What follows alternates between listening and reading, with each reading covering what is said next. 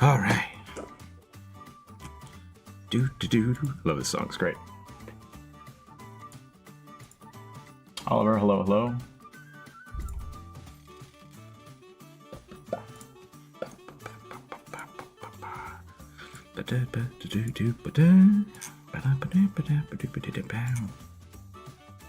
Baruch, hello, hello. Let me get chat over here so I can see stuff. I really should just get another mouse or something.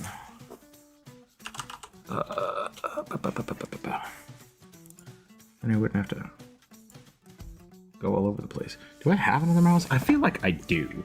I feel like I have another mouse just like I do. Holy crap. No. Oh. Does this work? No. No, it does not. Or does it? I have a Wacom mouse, but it doesn't, apparently it does not work on my tablet. So, I'm getting distracted. Hold on a second.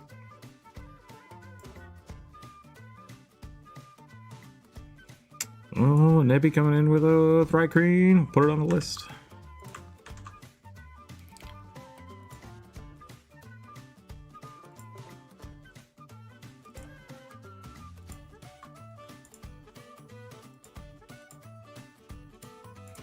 Okay. Lizard, hello, hello.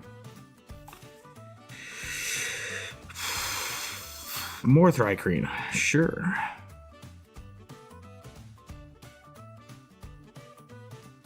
Robot Thri-Kreen. It goes on the list.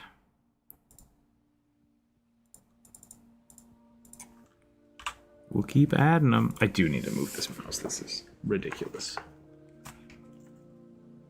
I'm drawing on my tablet, and to get to the mouse, I have to like put my hand behind my back to get to the mouse on the computer. Can I move it? I can move it. But now it's like, oh god. Oh, nope, that's the other one. Okay. No, I think we're out of luck. I think this is my option for today. I'll try to figure that out for next week. Whatever. I hope everyone's doing well today. It is Friday. We're going to continue our list from Wednesday. I just transitioned from the exact same page to the exact same page. That was pretty sweet. There we go. Boop, boop, boop, boop, boop. Yeah, got it. All right. Got it. Nailed it. How's your eye's doing pretty good. Eye's doing pretty good. We're now past the 2-week point, so I can start doing stuff. So I went for a walk last night, which was nice. Yeah. It's doing okay. It's definitely got its issues, which I'll talk to the doctor about in a week when I see him again. But other than that, both eyes open, pretty good. Pretty good. It's hard to really notice anything. I have had to start dealing with like reading. My eyes get really fatigued if I don't twist the page certain ways, but we'll deal with that later. No, not Q&A. I don't want to do a Q&A. That's what we do all the time. I'm going to start a poll.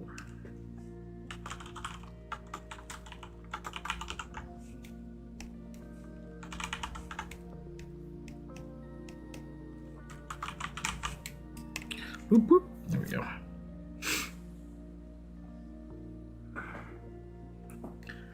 How's the eye after surgery? Nora, thank you for asking, by the way. Yeah, like I said, doing better. It's doing better. I can, for the last couple of months, it's been really exhausting to like be on the computer, but that's gone away at least, which is nice. So hopefully I can, I'm not sure if it's going to get much better than it is, but it is much better than it was. So, got to count my blessings. So we'll do that. Thank you everybody for checking up on me and hanging out with me when it was super weird and kind of depressed about it, but we're getting through it, which is good, which is really good. So let's start off with the rugby. For those of you who are just jumping in, essentially we're going to be doing viewer suggestions. So if you have a suggestion and you haven't put one on the list earlier in the week, you could add it now. We'll roll the dice and the dice gods will decide what we are going to draw. I'm going to warm up today with a little bit of rugby here. I have not yet done that. My allergies are going crazy today. I really was worried that I might have gotten COVID again. because Jump Rope's work is having a little bit of a COVID issue. But I tested, not COVID, so my allergies are just allergies, I suppose. So we'll have to see how that goes. But if I'm sniffling today, I do apologize. I'll try to do that off camera as much as possible. Snoofle snuffles.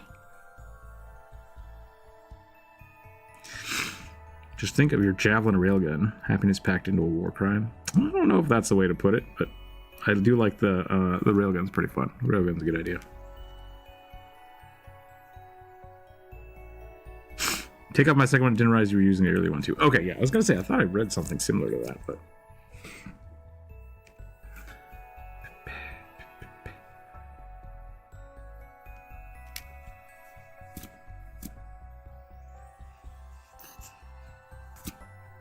I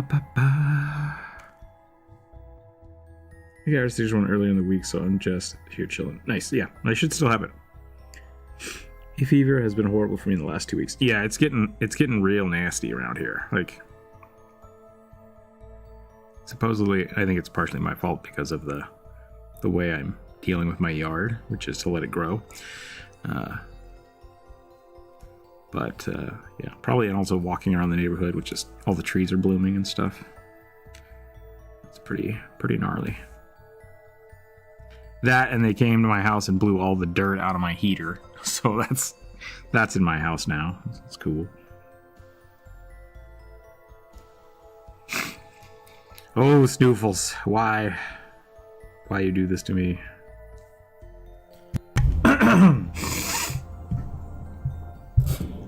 I think I tried to mute my mic and I don't think that worked, so I super apologize for that noise.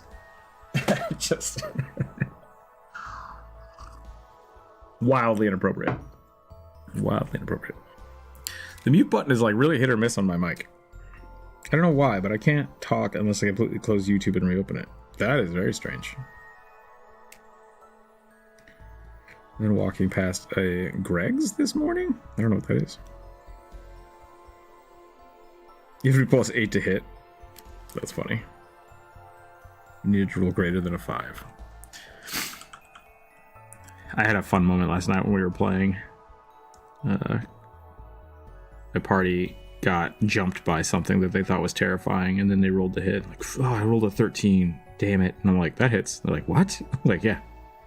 Yeah, it seems really easy to hit. They got real upset. So like, I thought this thing was scary, and then it like fireballed the party and almost killed everybody, and they were like, okay.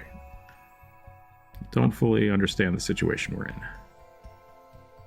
But it was a plethora of emotions very quickly.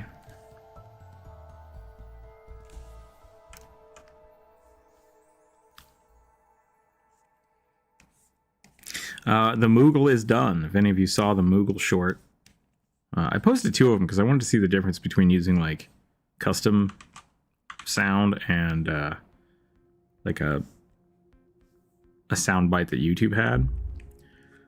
The custom sound did a lot better, which is interesting. So that was weird. But if you guys like the Moogle, I've posted the tokens for the Patreon members, the YouTube members, and the Discord members.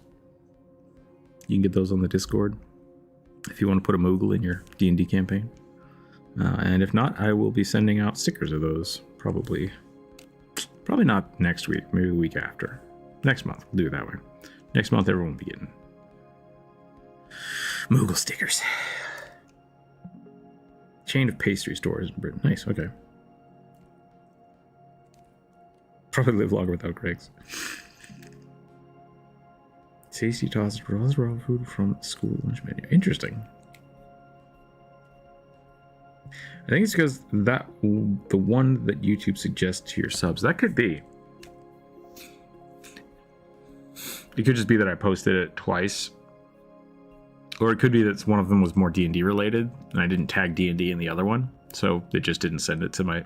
I don't think the subs thing matters anymore on YouTube. Like, it's all about... I could be totally wrong, but I think it's all about functionality. So, like, even if you're subbed to somebody, if you don't watch their videos, they don't suggest things to you.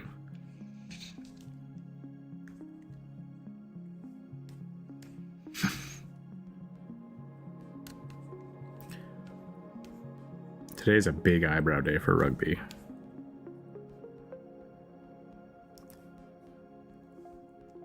I've been trying to draw a lot of Princess Zelda because she's cute and I think it's great.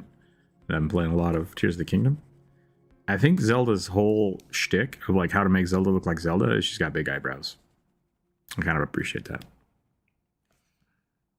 This definitely doesn't look like Zelda though.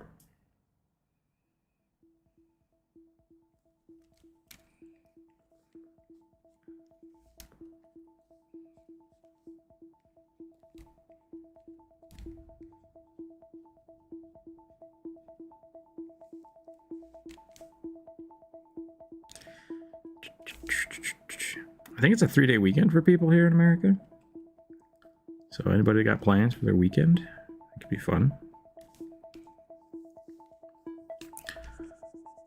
I gotta be honest, I always forget what holiday is what. Because of working in the food industry, like, you don't get holidays. That's not how that works. So I've never really had to deal with them. Rugby Zelda. We'll give him the little hair nets. Not hair nets, hair curl things, braids.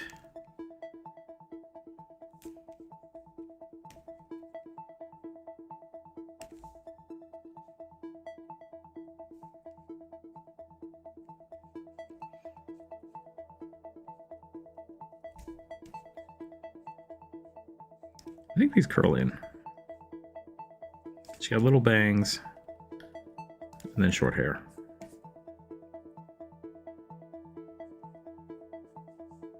Something like that. Link!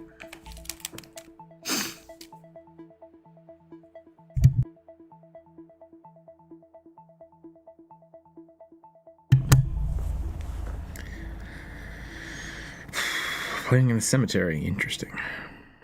Is a one-on-one session a date? I definitely have, like, I've done a 1v1 session with like my roommates before. That was fun. Which is like, hey, we're bored, let's play some D&D. But I've never gone anywhere. To play D&D. That seems very... maybe I did. I might have played in a coffee shop once. With a bunch of people. It was fun. I'm a homebody.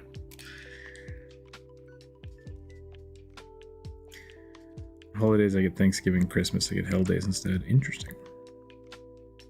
These more eyebrows.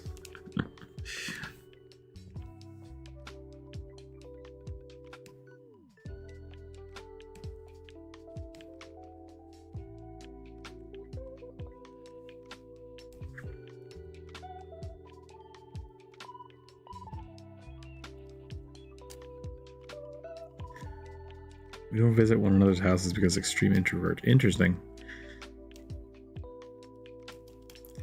Is it winning if you down a streamer and then they just log out and then end their stream? What do you mean down a streamer? Like, are you screen sniping them in Fortnite or something? Public is finally weird. Whatever's more comfortable. Like, that's the important thing.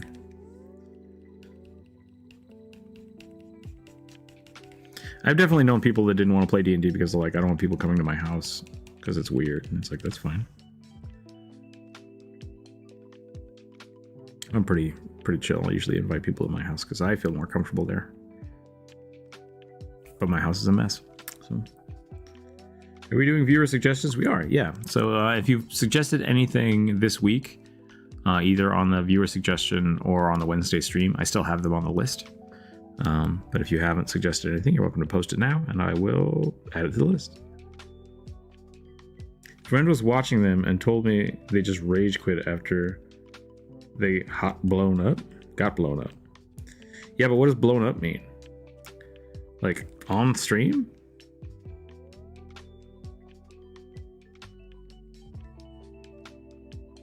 Like, a bunch of people got into their chat? Or they were playing a game? Got ye. That still doesn't... Bionic. I need words. I need words and clarification. That needs to be clipped and made into Gus Fring thing. Yeah. they lost a fight. But like, okay, like a verbal fight or in a game? Like that's my question. In a game?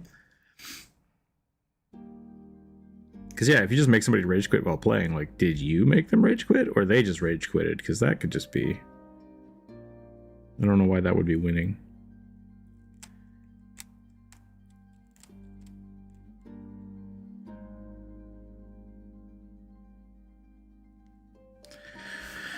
I've definitely been playing games on streams and just gotten so frustrated that I want to leave, so I guess, but at the same time, like, there's usually more going on than that. I think streamers playing a game got killed the game and they threw a hissy fit and pulled their Ethernet cable. Yeah, I have done that. I once smacked my desk so hard that it shut off my computer. That was fun.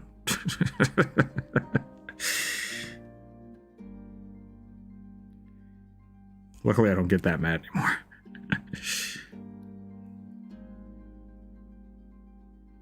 I don't know. It's just weird. Yeah, I mean, streamers are streamers, right? And if you get so mad that you need to not be in front of people, like, I think the smart thing to do is leave the stream.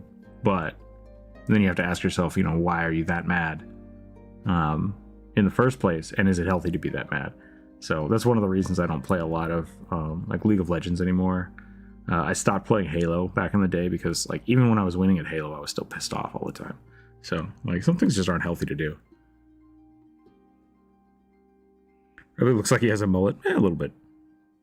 I'm okay with that. I guess we could give him bangs. And give him little poofs.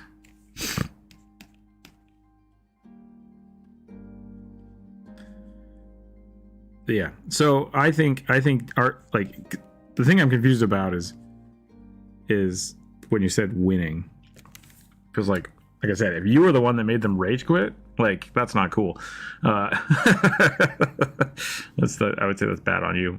But like, if you did nothing wrong in the thing, like you weren't trolling them or you weren't camping them or something, like you were just playing the game and then they rage quit, it's like, man, they got to figure their shit out.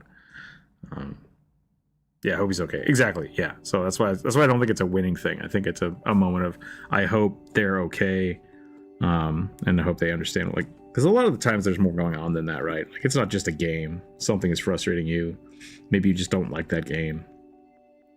Maybe it's toxic. Maybe you're playing it too much. If you ever get to that point where you are like raging at a game, take a break. Like, just stop. Go get a drink. And yeah, streaming is weirdly extra stressful when you're playing games because you're trying to not only just compete for competitive sake, but for the people watching. You know, it's kind of like art. Like, my art feels hypercritical, or I'm hypercritical of my art when I'm drawing, and there's a lot of times when I'll finish a sketch and just be like, man, that just isn't good. Like, I just didn't do that well enough. I should try it again. Or I hope the people I'm drawing this for aren't sad because I didn't spend 45 minutes on their drawing. It's a whole thing. Being out in the public like that is really tough. So, and making yourself super mad all the time is not healthy. Like, it's just not. It takes time.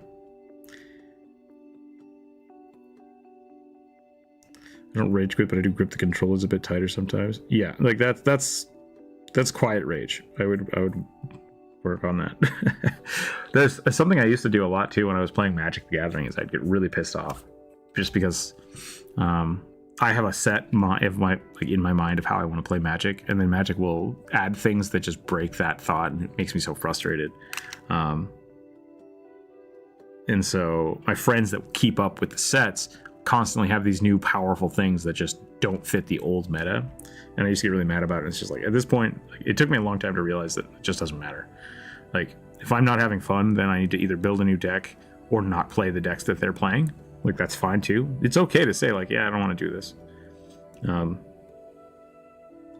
and just just find the way you enjoy the game, and if it's not the way that everybody else does, then don't play that way. Same thing with D&D. When I get upset, I just start shifting rapidly around in my seat. That's I've seen a lot of a lot of toddlers do that. No shade, but like, yeah, that's a good sign. When they get to the point where it's like you are physically being affected by the game, and it's like, you need to take a break. Doesn't mean you have to stop playing it, but like, it's if something is physically affecting you in a way to where you are like, what's the other one I see all the time? The other one I see all the time is just like incoherent. It's just like, do you need a moment? Take a break. Stop. And we used to get like that. Jump Up and I, when we used to play more competitive league and stuff, we would basically always call each other out. It's like, hey, you're beyond that limit. Like, you need to stop. And it's like, okay. And we made a rule that if somebody called that out, you had to get up, take a break, walk away from your computer. Because sometimes you don't like, no, I'm fine. It's like, you're not. You're really not fine. Like, you have to be able to make those calls. So it's good. It's good to have friends that are watching you like that and making sure you're doing all right. So, okay, I think I'm done with this, and that was my life lesson for the day. It's okay to take breaks, remove yourself from situations. Get a little more rugby line there. We're gonna go ahead and get into this, and we're gonna Bionic. I know I just called you out a little bit, so I don't make sure you don't feel like I'm picking on you. But what you just said there is a good thing to point out. So I'm not saying you do this, but I want to point out. It's really easy to rationalize and normalize those kind of activities because everybody does get mad. Like, there's a difference between being upset about the outcome of a game and it physically, like, you not being in control of your actions because of it. Like, you just getting frustrated, and you, like I said, me slamming my desk, not okay. Gripping a controller really hard, throwing a controller is like the extent of it, right? Like, that's I think the one people see in competitive play that happens from time to time, is someone will get really mad and like huck their controller or break their controller, smash a guitar over the amp. It's really easy to normalize everything until something big like that happens. So if you start seeing those things, like, really start taking stock of like, am I enjoying this? Am I actually enjoying this? Should I take a break? Do I need a breather? Frequent breaks, great. Do some exercises. That's what the other thing we used to do is play one game, do some push-ups. So, all right, I rolled a 12, which is the robot Thri-Kreen Blade Slinger War. Wizard wielding crossbows. That's funny. That's funny. I removed it from the list, but it's still on the list up there. So there it is. That worked out. Robotic Thri-Kreen. I like it.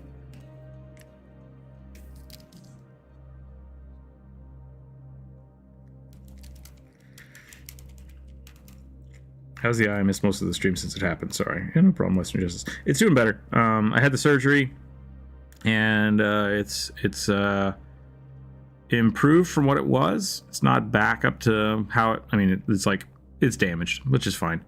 But I go back in a week to see if we can clean any of that up. I might have to have another surgery, but as is right now, it's functional, which is great. So I'm back to being able to drive and stuff. So I'm happy about that. Yeah.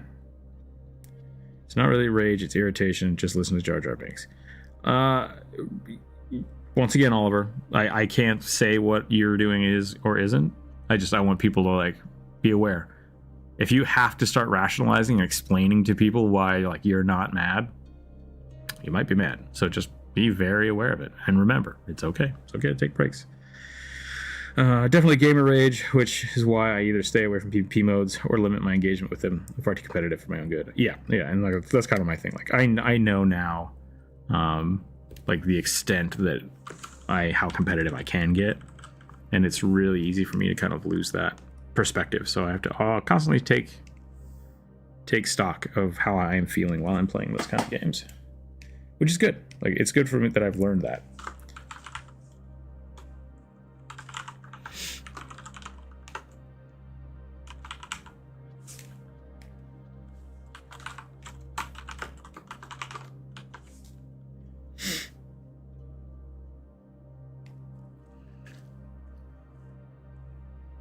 What one here? Blue? Okay, we're doing a blue Thri-Kreen crossbow robot.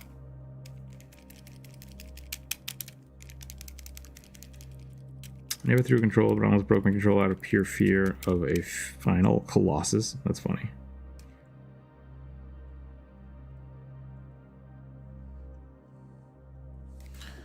Is Jude jumping in today? I might have missed chat.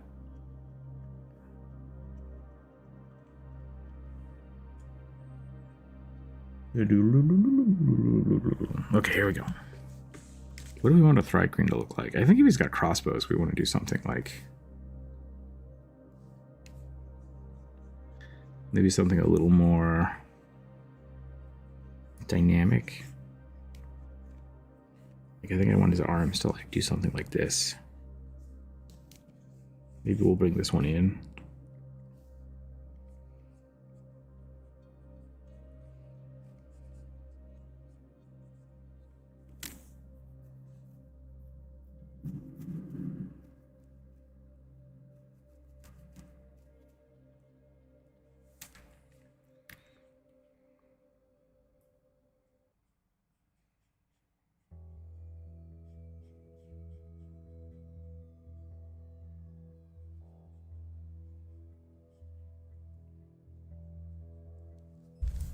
I wish there was a symmetry tool in Aggie, because this could be really fun.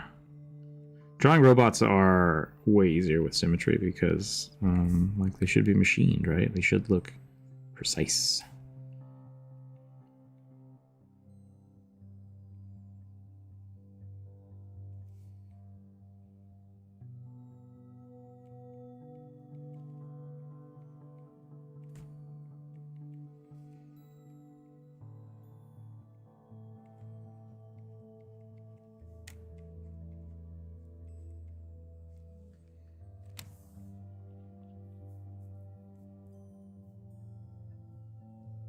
Yeah, sure can. We like I said, I rolled the dice and the dice chose your old suggestion, which was I thought was funny.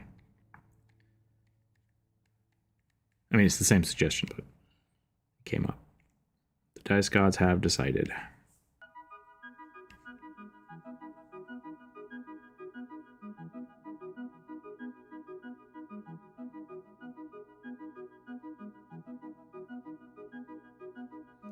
Elvin here, hello, hello. I'm doing pretty good. Today's going pretty well so far. How are you today? Ba, boo, ba, boo, ba, boo, ba, boo.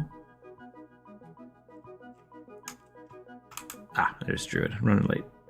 Oh, Bri said hello as well. At 11 o'clock? Oh, I'm sorry. That's 30 minutes late. Bri, I hope you're doing well. We're talking about mental health and gaming. Yeah.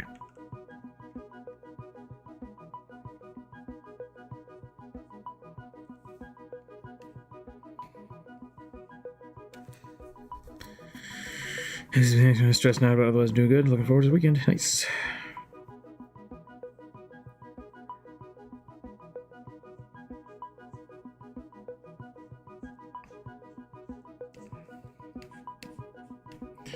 I streamed for a little bit yesterday on Twitch, trying to work on the next video. Got a little bogged down. I'm not sure if I'm going to... I'm not sure if it's going to be a traditional art piece I do. We'll find out.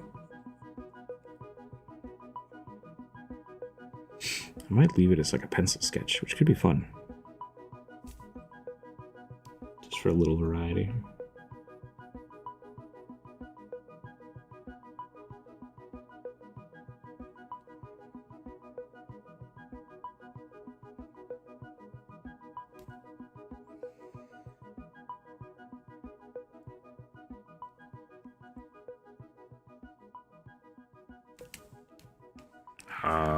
Did I get that? I don't think I did. Where did that pop up? Did I miss it in the chat?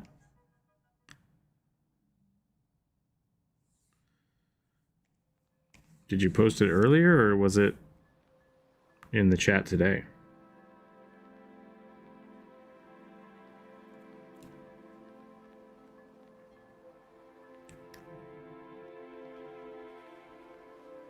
Three ads in a row. That's not good.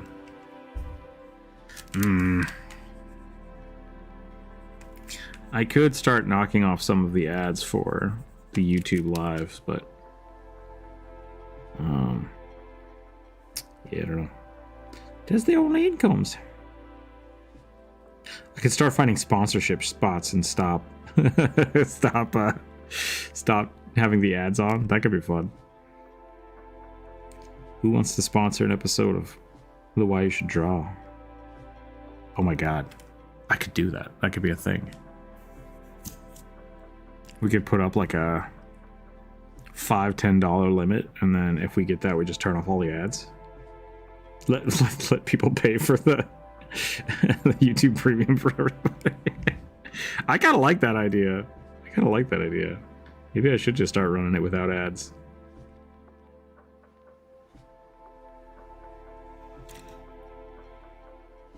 Oh, that's weird, because they should have... I thought I had it so that they only had skippable ads, which does knock it down a tier. Maybe I did screw something up. I'll look into that. You would prefer that over YouTube ads? I mean, that's fine. If people want to, I'm okay with that.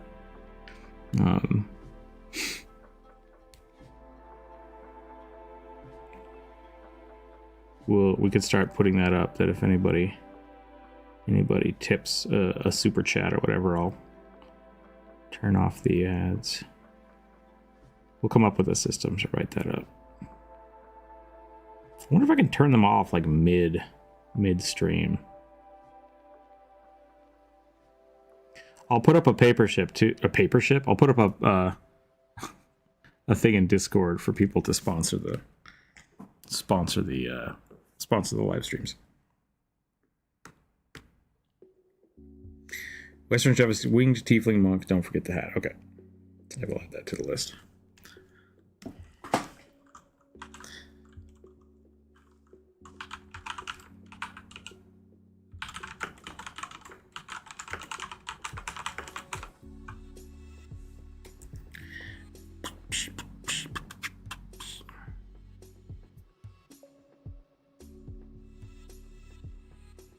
If you turn off personalized ads, you get some pretty disturbing ads. Yeah, I started getting a lot of really funny ads in Spanish. When I stopped, I'm like, I don't want personalized ads anymore, and so they just started sending me stuff in a whole bunch of different languages, and I thought that was really funny.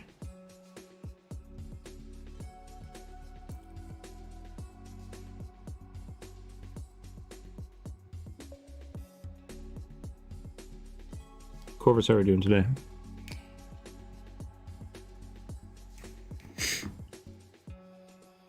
Did you see that YouTube is trying to get rid of ad blocker, and then YouTube employees spotted using an ad blocker? I didn't see that, but I mean, like, ad blocker is kind of breaks the system a little bit, so I can see why they would not want it when most of their money is from ad revenue. Well, almost all of their money is from ad revenue.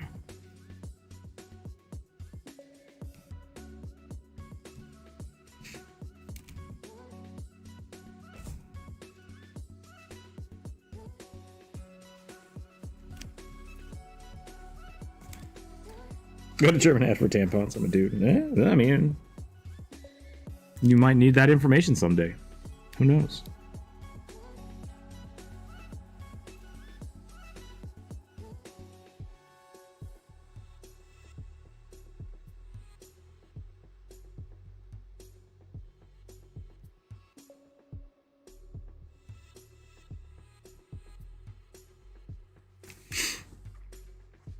The personalized ads always give me ads for my workplace. That's weird. That makes sense, though, yeah.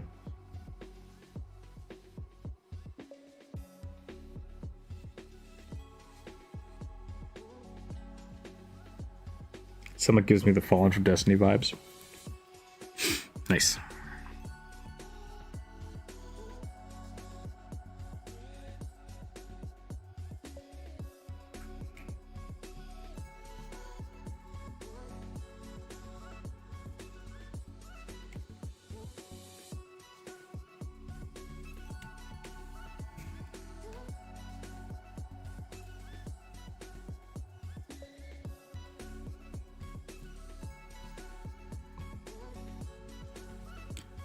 Bugs got it easy when you don't have to have all those weird things like lungs and stuff.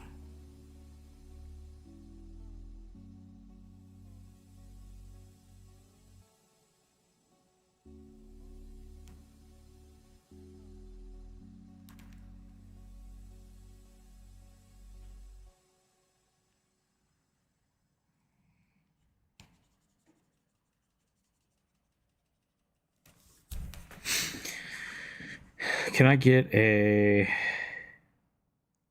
Athamaru fish person fighter with a Japanese cross spear? Sure.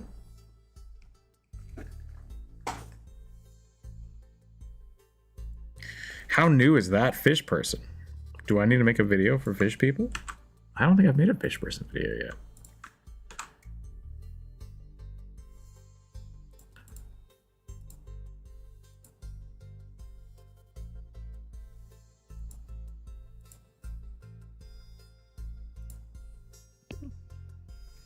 Hello? Yep. Welcome in. Fish person is incredibly new. The fact that we don't even have beats for it yet. Nice. All right. Then I'll wait. So, I'll hold off. Feels weird watching you all complain about ads because I pay YouTube and I'm not something I deal with anymore. I've hated it so much. It's well worth the money. I agree. I also pay for YouTube Premium, because that is as much as I get most of my entertainment from YouTube. Like, the things I watch are mostly on YouTube anyway, so it makes way more sense than me paying like Netflix or anything.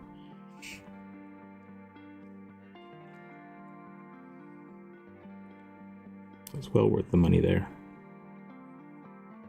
I'm probably not being heard. I think you are. YouTube. Yeah, no, you're good. I set it up right this morning. Turns out I don't have to have someone in the chat. I just have to actively go to the recording in progress once while the stream is active to kick it up. Turn it on. Mm-hmm. And in the process of doing that, I missed Bri jumping into the chat because I wasn't in the chat. So, oops. I wasn't ignoring you. I promise. I mean, I was, but not on purpose, I guess. It was just... I was oblivious. I was oblivious, yeah.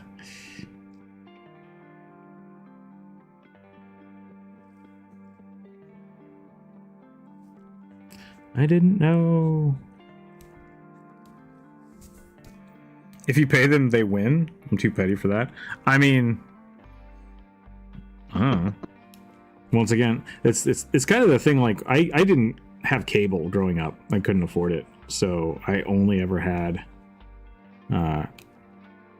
just regular TV. And, like, the reason regular TV is free is because of ads. So it's just kind of the way it is. As someone who has used an ad blocker, like, I get the allure of that, but it is also, like, that's the... If you want free content, you gotta someone's gotta pay for it, right?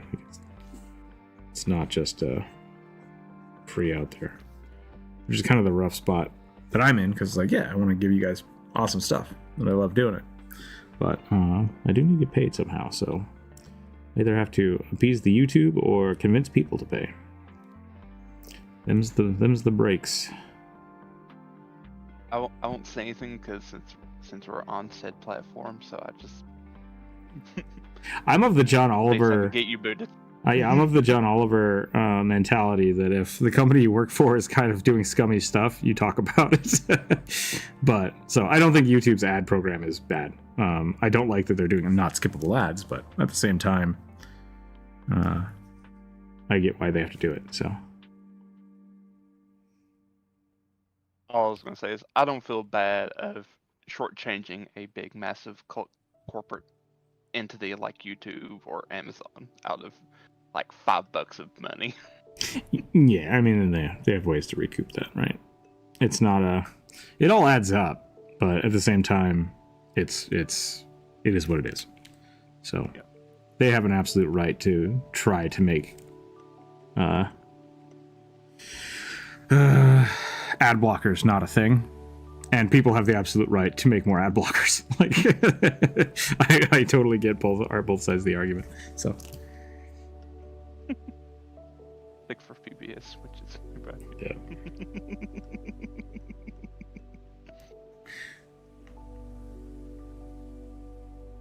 Yeah, I guess PBS is the kind of the alternative, right? Like they get their money from one, the government, and two, people. That's which I mean, the government is still people, but that's essentially what I'm saying is like, hey, if people want to basically put up some cash so I don't have to run ads, I'll do that.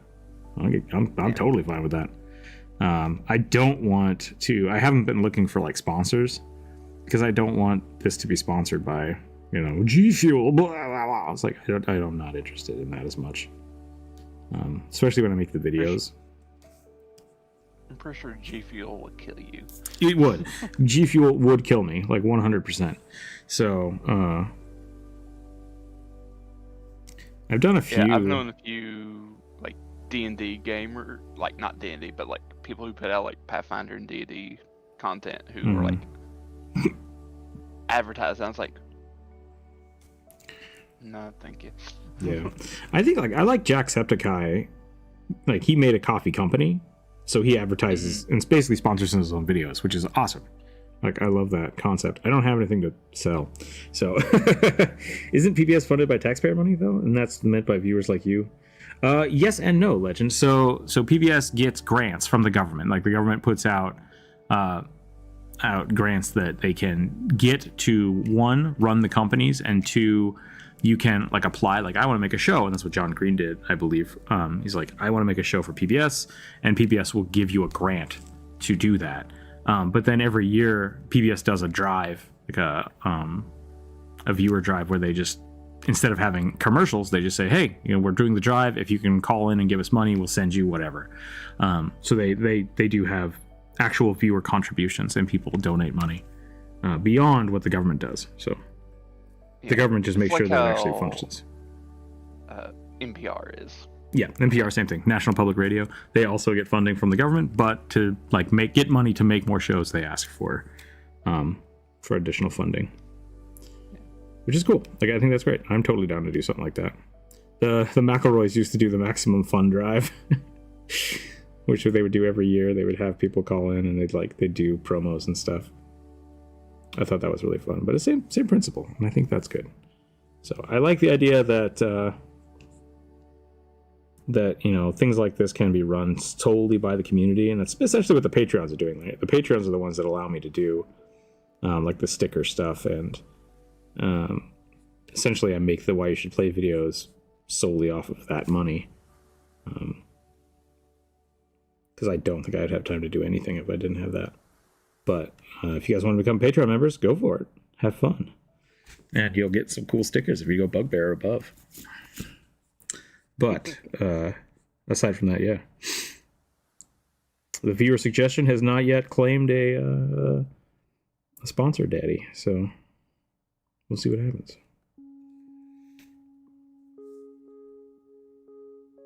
You're being super cynical. A little bit, but like you're entitled to that. Like that's fine. I'd only want to be sponsored by a company that I used before and decided to sponsor. Yeah, exactly. Like that's the thing. It's like that's one of the reasons I don't want to do G Fuel or like games, because like I don't play those games. I've never really been interested in a lot of those things. But if like I don't know, Final Fantasy was like, hey, can we sponsor your stuff? I'd be like, hell yeah. Like I like that. Paizo wanted to sponsor something, I'd be down. I'm basically making free advertisements for Paizo all the time anyways. Yep. Cough, cough. Sponsor me, maybe? I really like... I'll share my videos, at least? Yeah. Can you post these on something? I really liked Aaron Hansen from Game Grumps. Like, he constantly had this thing of like, Wendy's! I hate you, but sponsor us! And that was just like an ongoing thing for years. Explains the Moogle shorts. Yeah, I'm trying to get Square Enix to send me money. That's all it really is. I don't have a Moogle problem. Cuckoo nuts. Cuckoo. Cuckoo.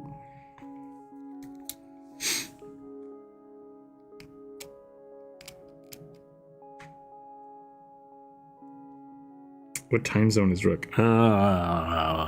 Pacific? I think. Yes. Sounds right.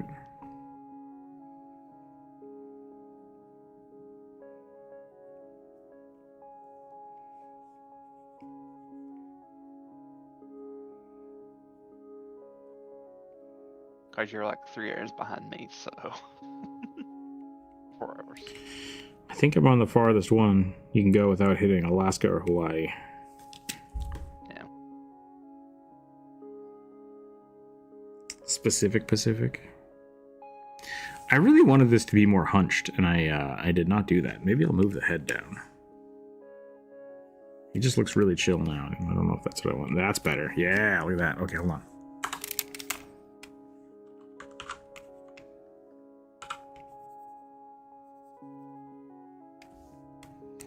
And then we'll probably move this up.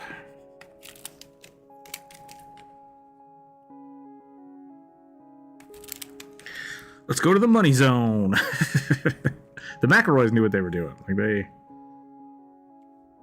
they definitely knew what they were doing. But they had lots of good experience. So copying them might not be a bad idea.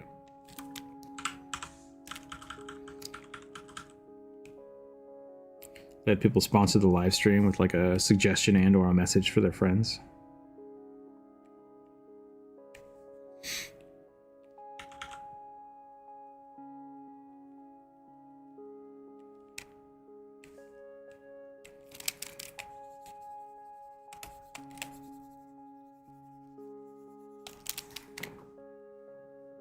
Do you think he should just have like his hands should be crossbows?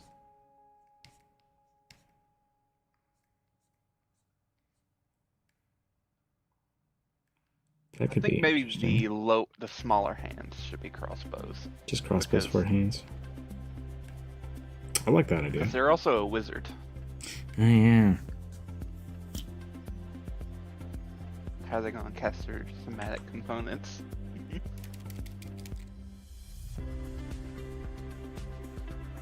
Hello, Heartless and Keyblade requests. I mean, what's wrong with that? Of the weird stuff that I get suggested to draw all the time, I think that's pretty tame, so.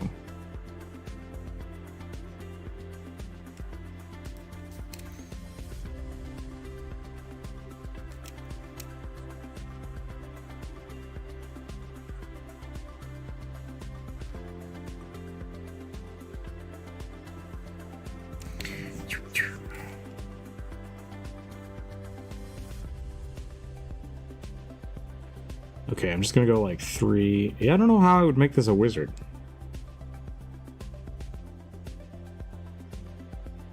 Could give him a hat, I guess.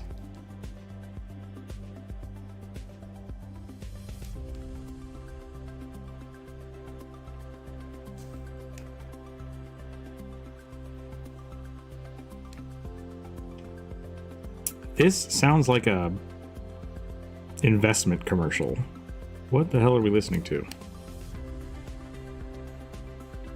Consume Prilosec with your reverse mortgage. Heart shield.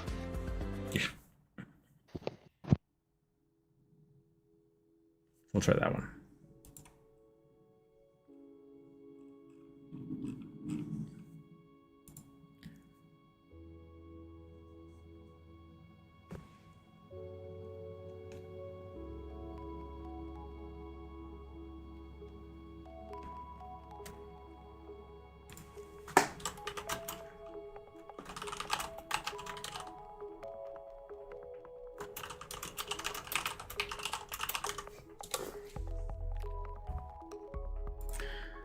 I do like the idea that the hands just have crossbow bolts in them, though. I cast fireball. Was that gasoline? What's happening here? I got to throw some flaming skulls at my party last night. And then I realized that I don't know what CR flaming skulls are. And it might have been a little too tough. But they did great. What level are they? 4. I think flaming skulls are level 7, so maybe CR6. Jeez. I nerfed him into the ground like as we were playing, so it was fine. But Yeah. I know that experience. Yep. Because I didn't actually. Oh, geez. I had built the dungeon for them years ago for a different party. And then I was like, oh, I'm just going to use this part of the dungeon. And they're like, we're going to keep exploring. I'm like, you're going to keep exploring this weird hyper death dungeon?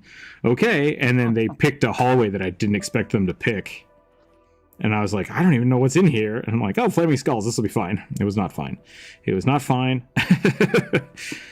There was a fireball thrown. And then I realized that their giant weird eye lasers are way too powerful. So I did have to nerf it. But they did great. And I was very happy with the outcome of it. Flaming skulls aren't too bad.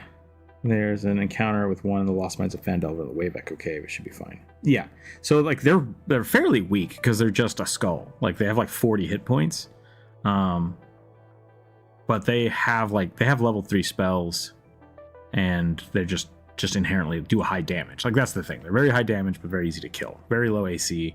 They don't really move very fast. So, and I also there's a whole bunch of cool stuff I did with these to make them a really fun trap. I hope my players enjoyed it, but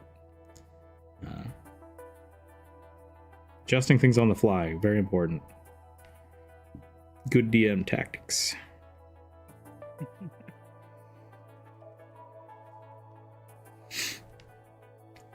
What's the Hello Druid? Hi. Welcome in. They're glass cannons. Yeah. I like flaming skulls as sentries. Because you can just have there's a dead body sitting in a chair over there, and then the flaming skull kind of comes out of it, or the skull just ignites. It's like, oh crap. Hey, Bionic. Oof. I'm moving slowly this morning. Sorry. That's right.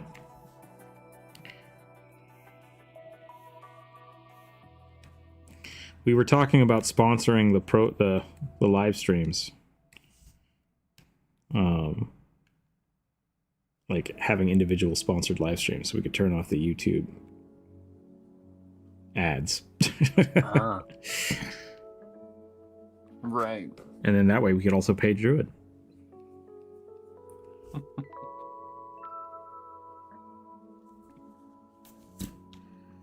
Which would be nice, but not necessary. I'm gonna be here regardless.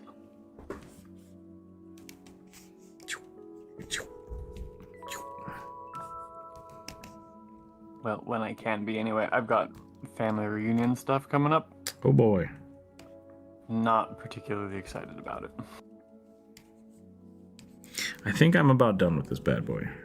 It looks very cool.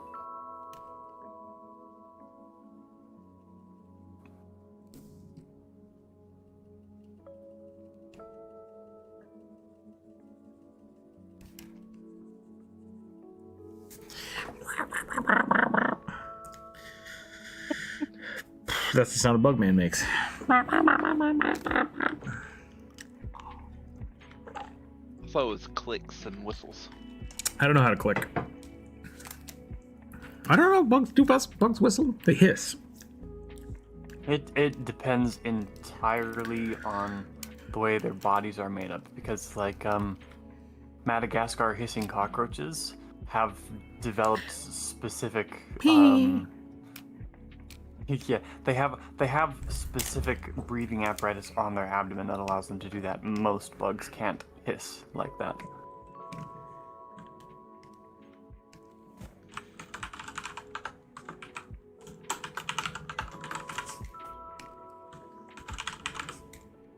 Okay. We got wait what, which I think is going to be purple.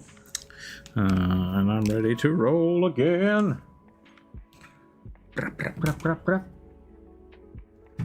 18. Don't have an 18. Rerolling. 18. Okay. Not cool. Uh-oh. 10. There we go. A female protector Asimar brute fighter. She serves no god and has the haunted background. Haunted one background? Haunted. Okay. I don't know what that is. Let's look that up. Got 2 scars overlapping and an X on the bridge of her nose. Okay, that sounds like we're going to do a portrait, which sounds awesome.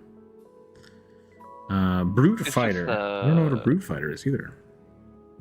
It was a Curse of Strahd, okay.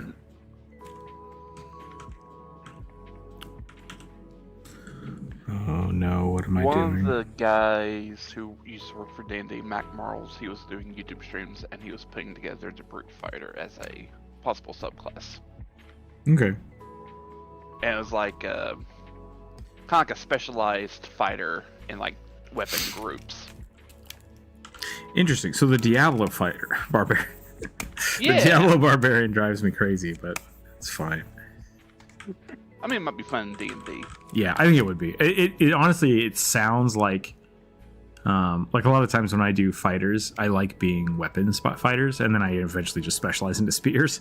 But like, I like the concept of just having a billion weapons. Like, I love that, and I'm like, that's kind of what Diablo is going for, but that's not how it mechanically plays out. So it's weird. It's weird. What's with the dice? It picks who takes the request from. Yes, correct, Cameron. So I have a list that has all of the suggestions that I collect over the week. Or if someone puts a suggestion here, we put it on the list, and then I roll the dice, and it makes the decisions for us. That way it seems the most fair, because I like to spend time on these. We used to try to get through everybody's drawing in a week, and it made a whole bunch of really bad drawings. So now we just try to spend, 20 minutes or so on each one. I think I spent like an hour on that last one, but... the rugby. Get the rugby and then that one.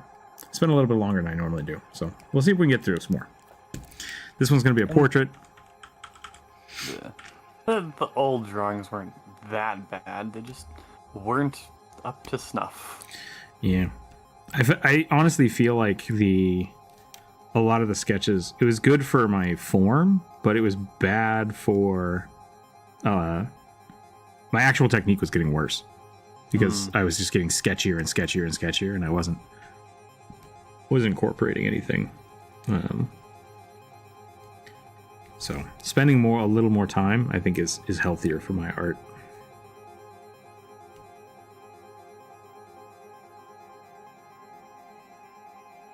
I think that is good self-critique. So I'm not gonna... Yep. I also think that maybe my art could benefit from me trying to move a little bit faster and not getting so lost in the weeds. Right, and I think that's a good critique too. And I think the thing to remember about both of those thoughts is like it's a trade-off, right? Like, Yep. something can look amazing if you spend hours on it, and something can be fast. And you need to find that kind of like where they meet.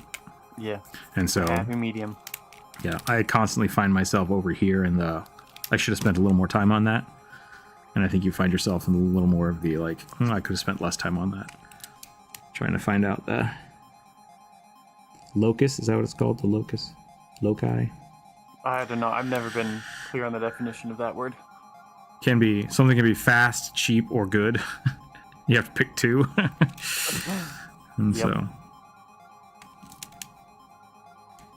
I'm tempted to ask for another character, but the dice gods have been good to me, so I'm sitting the stream out and sitting inside the old case. I appreciate that. That's good for that.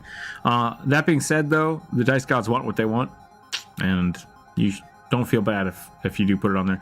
We had Dr. Random, who I think has been busy with a new job. I'm not sure about that. They might have just left. I don't know. Spent like several months trying to get all 6 kobolds drawn. That was awesome. Yeah. A kobold for every class. Yep, a whole kobold party. Cheap and good doesn't exist. That's not true. You can be cheap and good. I've done cheap and good my entire life, thank you. Cheap and good is just is not going to be quick. It's just they do it on their time. It takes more time because it takes more futzing.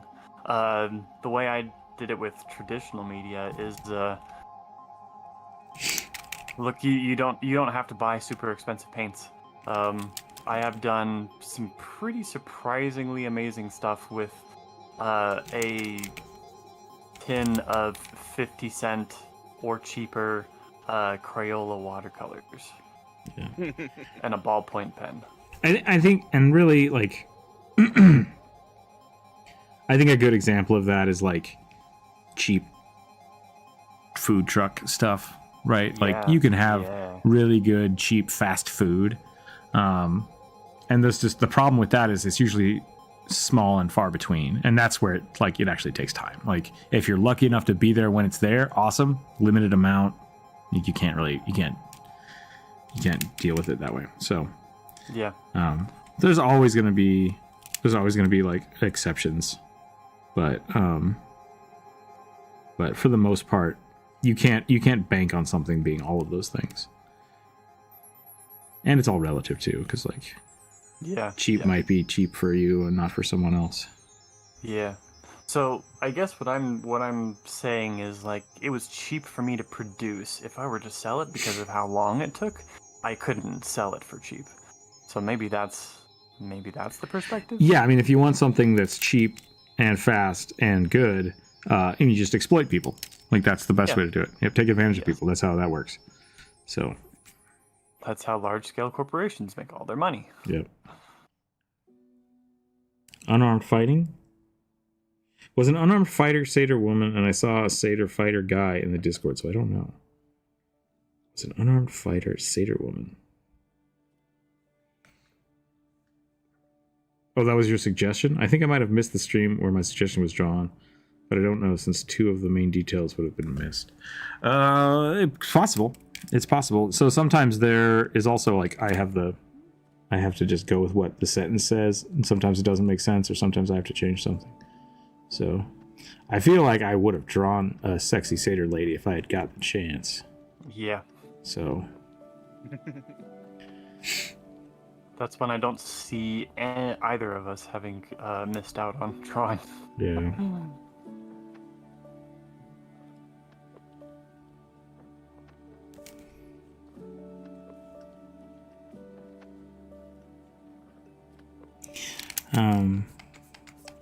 And there have been times when like someone will suggest something 2 or 3 weeks in a row, and it's like, I think we already drew that, and so we won't draw it. So maybe that could have been one of those situations, but you're always welcome to resubmit things.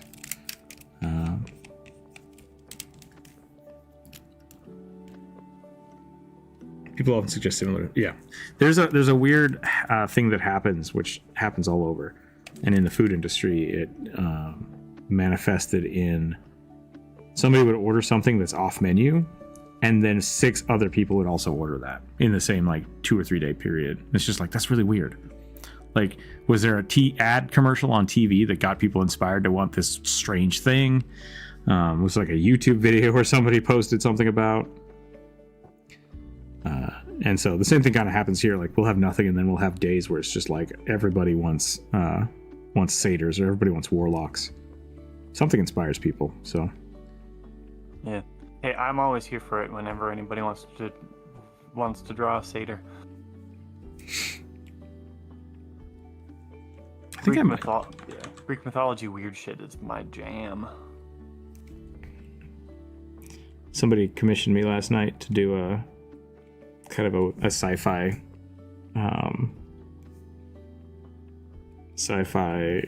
snake person. And they're like, is that okay? Is that a thing? I'm like, that's up my alley. That's totally fine. I can do that. So it's always good to ask.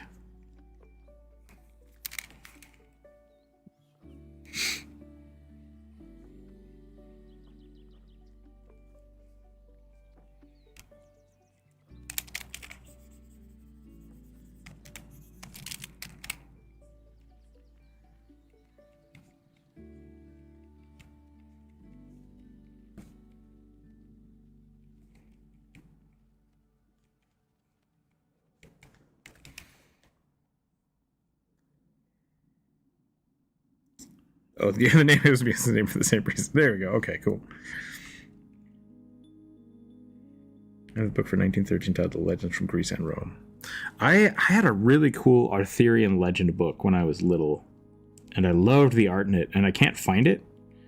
And I tried to go buy it, and I can't find it. So it's like, that's a bummer. But maybe it didn't really exist. Maybe I made it up. This eye's a little wonky here. I had a couple of kids' books like that, where I thought, like, was this a fever dream? Yeah. But like I've always been able to find mine. I just always misremembered the titles. Yeah. It just, like, one of them literally took me 7 years to find, and I didn't actually find it online. I found it in my parents' bookshelf. Have we talked? Maybe we talked about this. There was a book that I used to read when I was really little about, I think it was pigs. Little pigs that like cut down the forest to do everything. And then they discovered that if you cut down the whole forest, there's monsters on the other side of it. I can't find it. Yeah, I can't find it. It was the first like, hey, be nice to the environment book I ever read. And I have no idea what it was. I incorporate that into D&D somehow. Right? Yeah. I don't think we have talked about it. I don't remember hearing you talk about that. I can't get the complete fairy book like Blue Flare, Red Fairy. Most modern ones all have toned down or stories removed. One of the ones with the stories that have murdering in it. I had to look for one of our anniversaries. I got Jump Rope, the original, like the earliest English translation of the Grimm Brothers Grimm book. Ooh. And that has a lot of weird stories in it. I think it's yeah. I think it's the translation. It might be the original, but yeah, that was fun. It's cool to try to find those things, like trying to find the oldest possible versions of things. Yeah, I've got an excellent collection of, I think they're Irish fairy stories. It's called Thistle and Time. It's just a small collection. But I got that from a library selling off their too old to keep in circulation books. Mm-hmm. These children's books from the 1880s out of popular science recreations. Nice. It's so hard. Yep.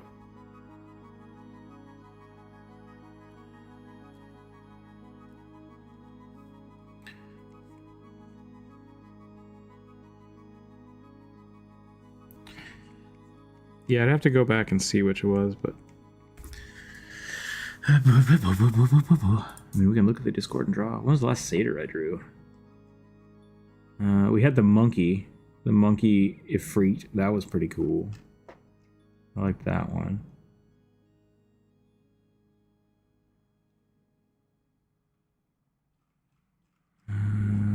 I don't think I've drawn a satyr for a while.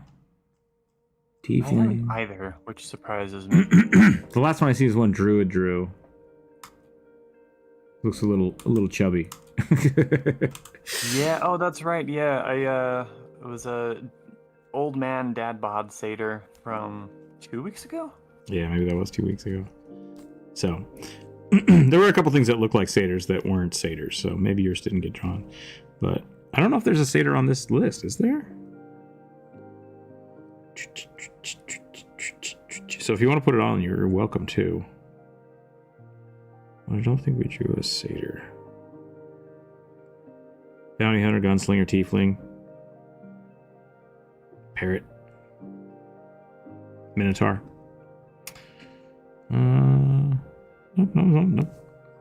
No satyrs. Well, sorry, what was the hunted one again? The haunted one? Haunted one, yeah. What was that part It's of just this? a background for D&D. Oh, okay. It's not a barbarian thing? No. Got it. That's why I was confused. Okay. Yeah, it's from Chris Estrad. That's right. Okay.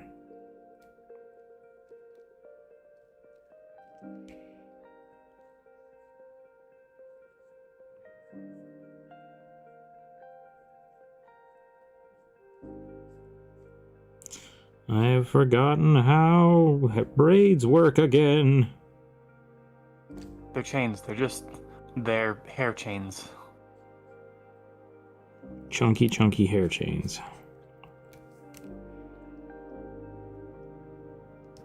There's a pseudo spicy illustrator on Instagram I follow.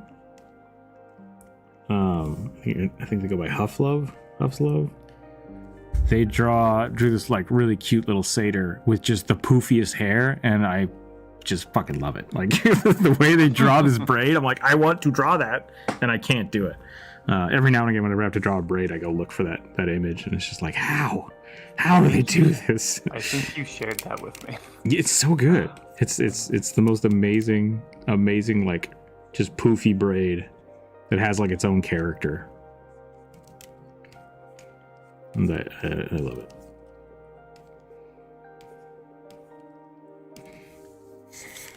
Is there a pallid elf girl on the list?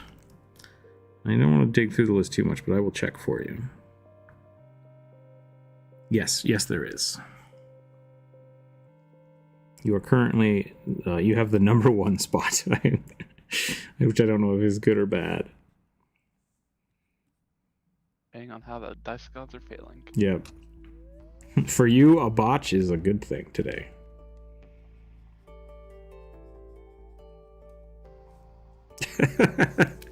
Jump rope pulled off she rolled a nat 1 on a skill check, and I was like, oh, that's too bad. She's like, it's 12, and I was like, god damn it, that's enough. I rolled a 1, but it's a 12. So funny. Yep, it's actually better than a 5% because there's less than 20 right now. So if I roll above the number we have, I just re-roll. So it's like you have like 1 in 16 chance, whatever that is. 7%, 8%.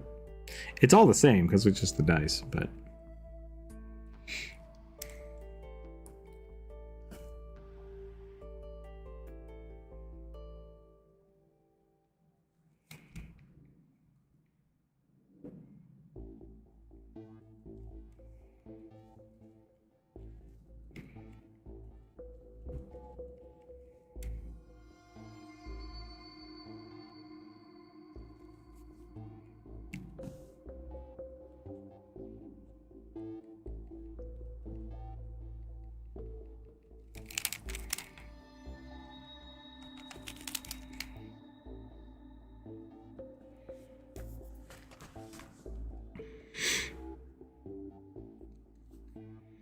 If you want to see some magic, look up the Veiled Virgin. That sounds. Oh, they made the marble look like it's see-through? Yeah, I have seen that. That's really cool. Crit fails not happening on skill checks is an important rule to keep in mind. Yeah, I'm not a big fan of like the 1 in 20 fail system on skill checks, because I honestly, the way I always play it is skill checks are essentially a 1 in a 20 are the best and worst your character could do. So, which is why, like, I want to jump to the moon. It's like, cool, you roll a natural 20, you jump as literally high as your character could, to which people think, like, how did they do that? That's amazing. Which is still only, like, 5 feet. like that's the best. Didn't make it to the moon. That is the best high jump your character could ever achieve. That's great. Good job. And a crit 1 isn't going to be like, it could be that you just fall over, but it's not like, oh yeah, you try to jump and you shatter both of your ankles. It's just like, that's not normal. So yeah, I'm a big fan of that. Like if something is impossible, I usually won't let people roll for it. But if they still want to try it, I will, I'll give them flavor. I'll give them a flavor text, but I'm not a fan of letting people roll for things that are just damn near impossible. Yeah. I don't know. I like it occasionally, depending on, like, what they're asking for. Yeah. Like, if there's still, like, a chance of them to do it, I think I would allow it. But, like, if it's still, like, a bit beyond them, I was like, fall flat on your hind end if you get in that one. Yeah, and I'm of the mind that, like I said, like, I shouldn't be asking for rolls that are impossible, but if somebody is asking me for a roll, I'll usually, like, let them try it and then reward them or penalize them for the outcome. So, like, if it's obviously a door I don't want them to go through, like, this door is just plot point needs to stay closed. You want to attempt to hit it with your axe? Great. You rolled a natural 20. You dig into that stone.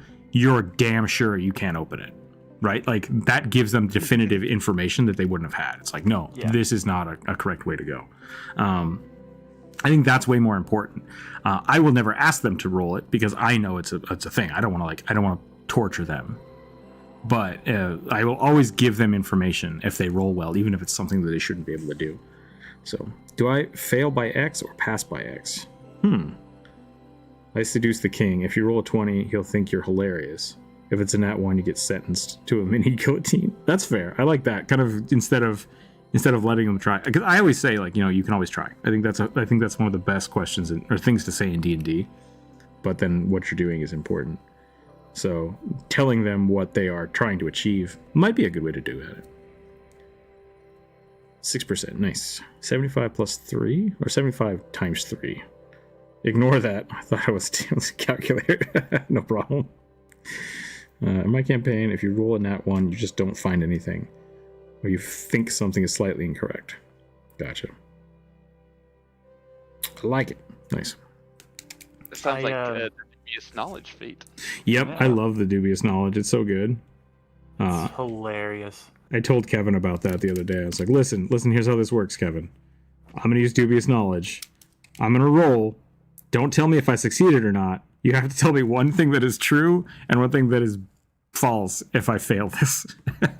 And he's just like, and I was like, it's totally on you to figure out the rest of that. But it's more work for the DM, but it's a lot of fun. Yep. So good.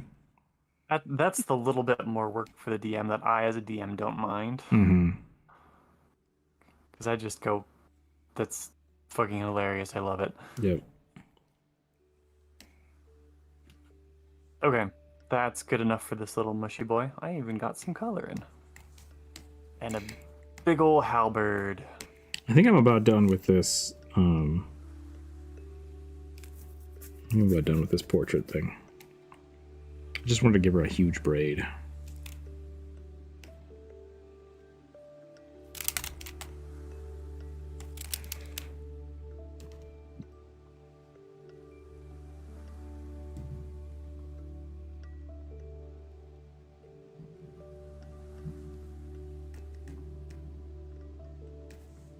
Alright, what dice am I rolling?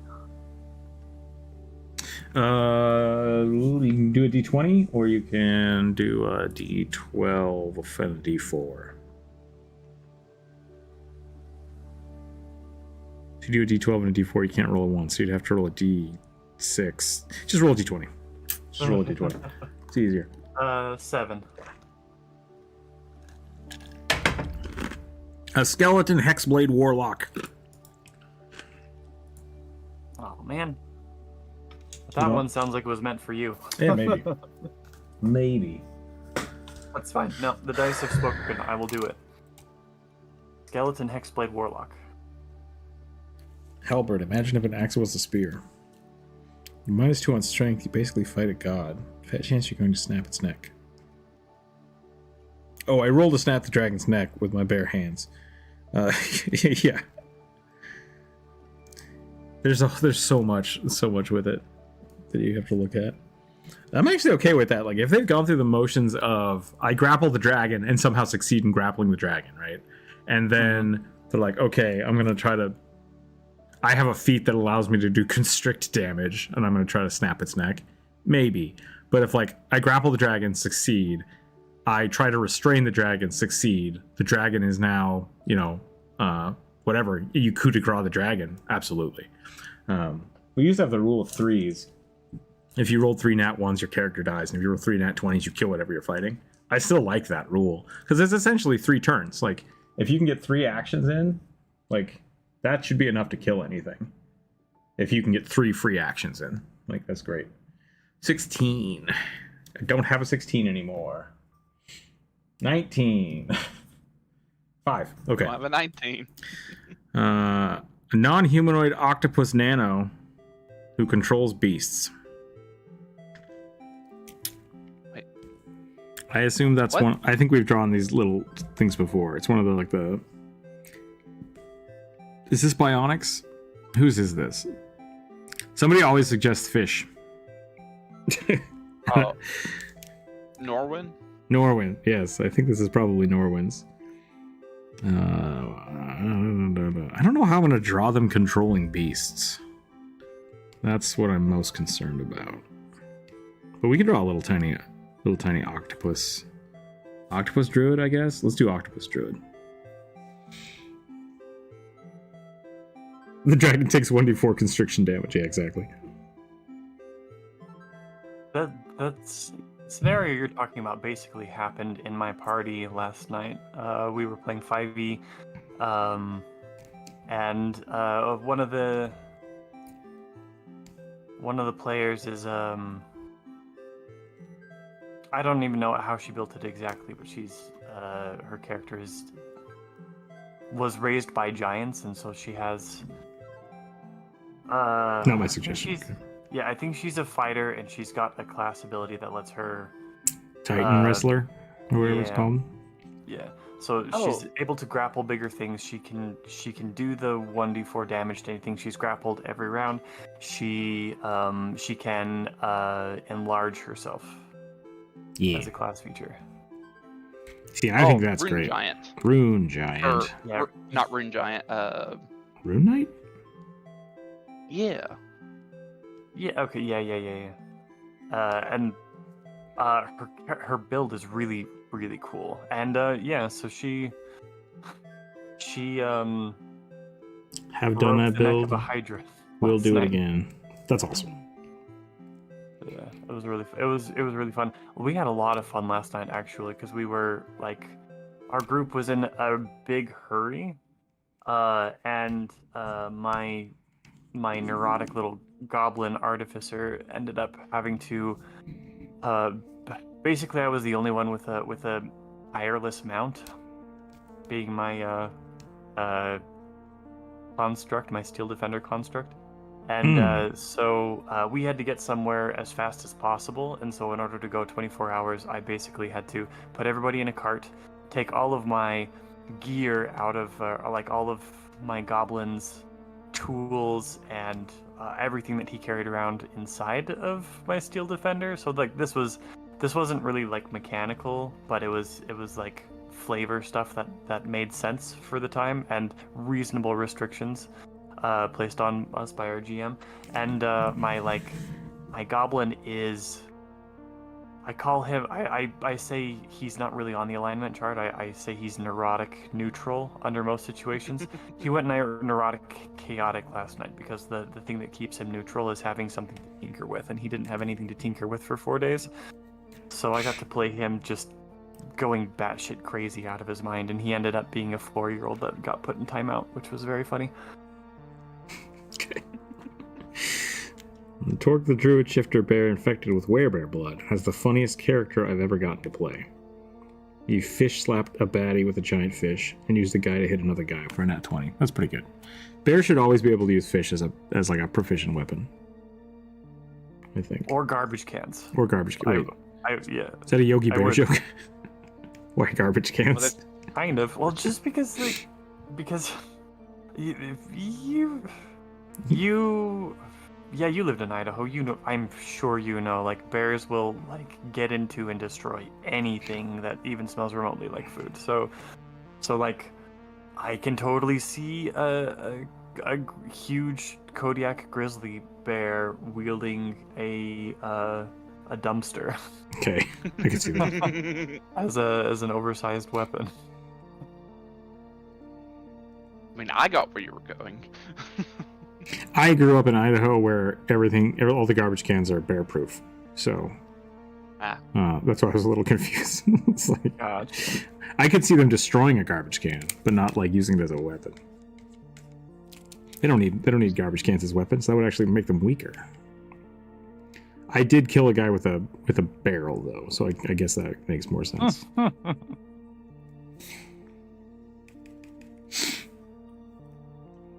I might need to know what the markings of these little octopus look like. What does an octopus nano have markings on it? I assume it's just like speckly.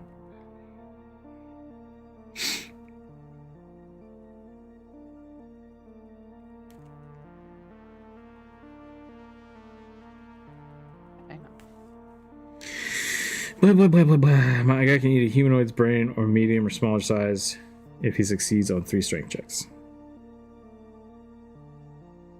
Yep. Grapple grab, nom nom nom. Ultimate death. Love goblins as PC, always a ton of fun though.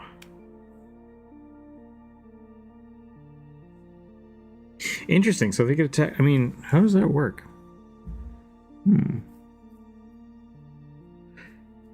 What is it? So the thing with mind flayers eating people, we talked about it before, and I talked about it in my why you should play mind flayer video. Essentially, you have to grapple them, restrain them, and then coup de grace them. And if somebody else attacks you during that time, if I was like playing as the DM, I would allow that to either give the player advantage on getting out of the grapple, or you at disadvantage. So it's just, I think that might be a good way to do it. Maybe both. Because essentially, you first turn you grapple. Second, on their turn, they get to decide whether or not to try to break free of the grapple. And in your turn, you're trying to restrain them. They get one more attempt to get out of the restraint, which is very hard to do, but possible. And then you get to coup de grace them. So it's like, I'm fine with that taking 3 rounds. But yeah, someone else intervening, what's a good way to have that happen? I'd like the disadvantage, but also, would they get advantage on their attack, or would they give them a flat amount? I don't know. That sounds pretty good. Oh, speaking of using a fish as a weapon, I played a mermaid in a game, and they have some numerous references by the barbarian for using my character as a melee weapon. Just throwing a shark at somebody. Grapple, strength, then constitution save. I mean, if you're water themed and you're not using a swordfish, you're doing it wrong. And for everybody who comments on your swordfish, you have to say, it's a marlin, thank you. Look at the tail's fin. Or look at the spine fin.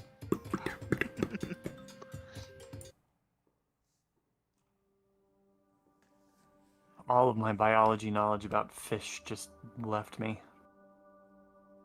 What is the proper terminology for the fin that runs vertically down the spine? It's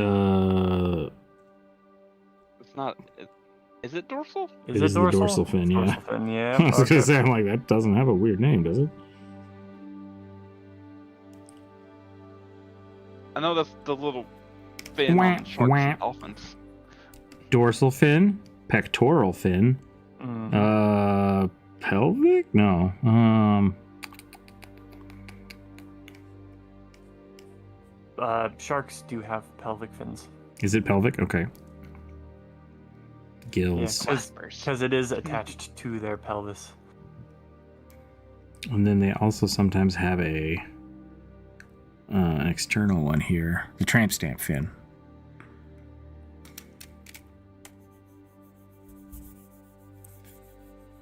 Dorsal and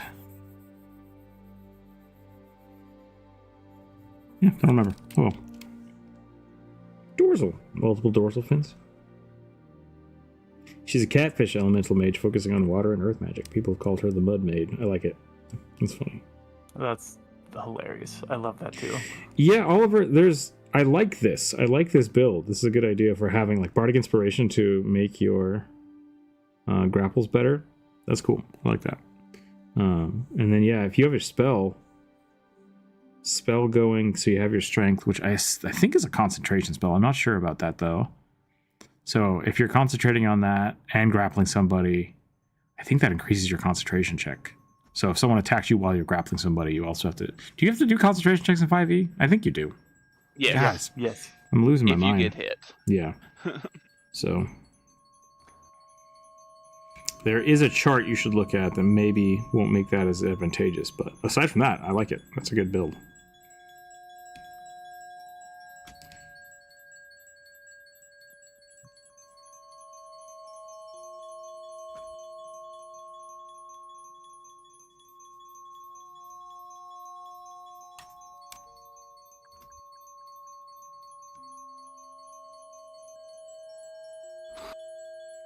You're expending a lot of resources to fight, so I think that's a good way to do it.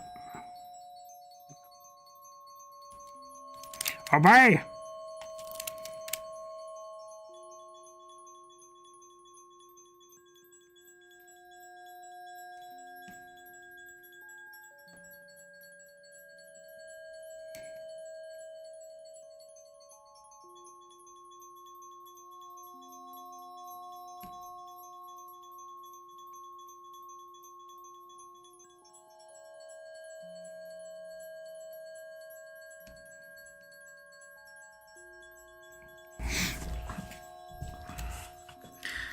That's all I got. I don't know what else to do with this character.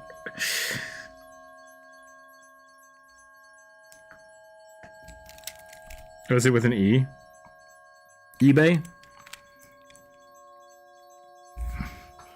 Obey. Okay.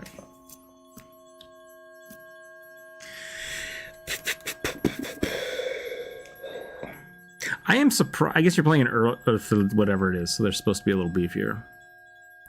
So yeah, you just need to stack strength and charisma for that build. That's pretty cool. Rolling the dice. Here we go. 17, 14. Oh, 14 works. Athamaru. Oh, that's Corvus. What do fish people look like?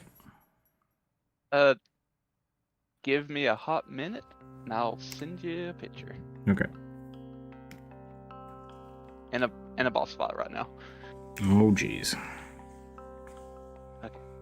Getting a catfish.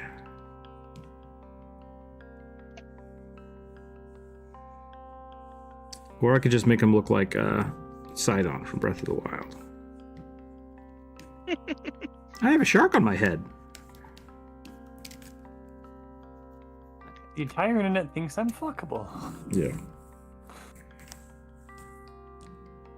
Oh, that's cool. I like that.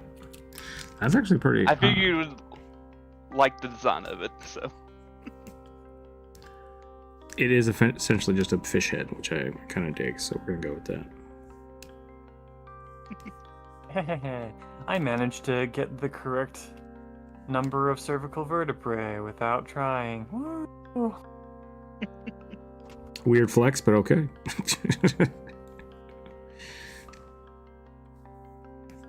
One of those things that's important to me that shouldn't be important to me.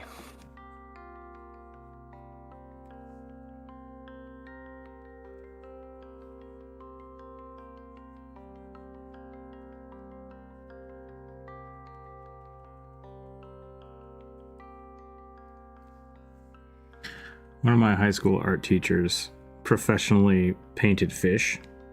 Like he did wildlife paintings. And I remember in high school being like, that's the stupidest shit. And now it's like, man, I love drawing fish. Fish are fun to draw.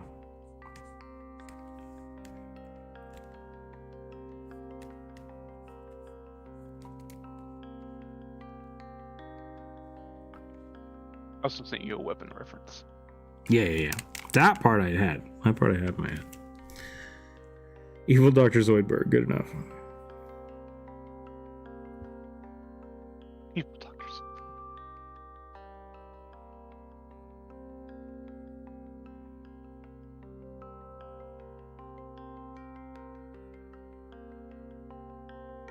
Should make an Alhoon Illithid swashbuckler fighter?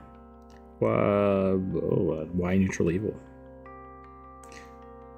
Careful with the axe. We're drawing a fish, and I don't know what else. Skeleton. Fish and a skeleton. Like a skeleton warlock? I think so. Yep. That's what I have written down. I didn't get any other information, just a skeleton warlock.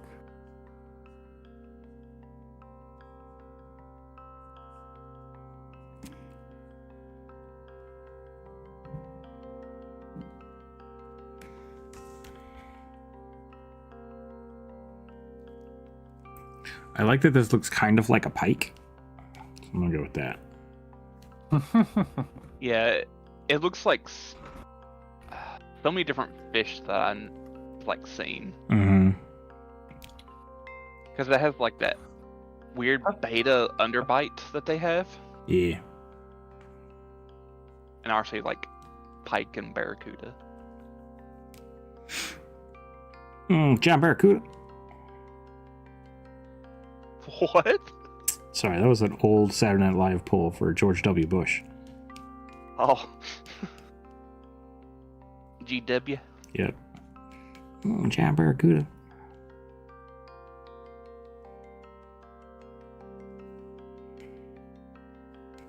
Depends on your definition of what is.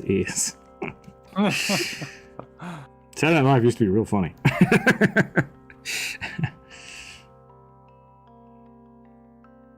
I think it's probably still funny. It's just the humor is a little bit younger, or for a little bit younger audience.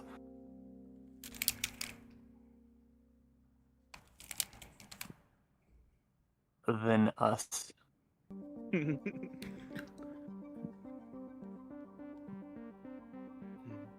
I think the funniest thing I ever saw on Saturday Night Live was the Stefan specials. Okay. When they would do the news, fake news. Yeah. Stefan.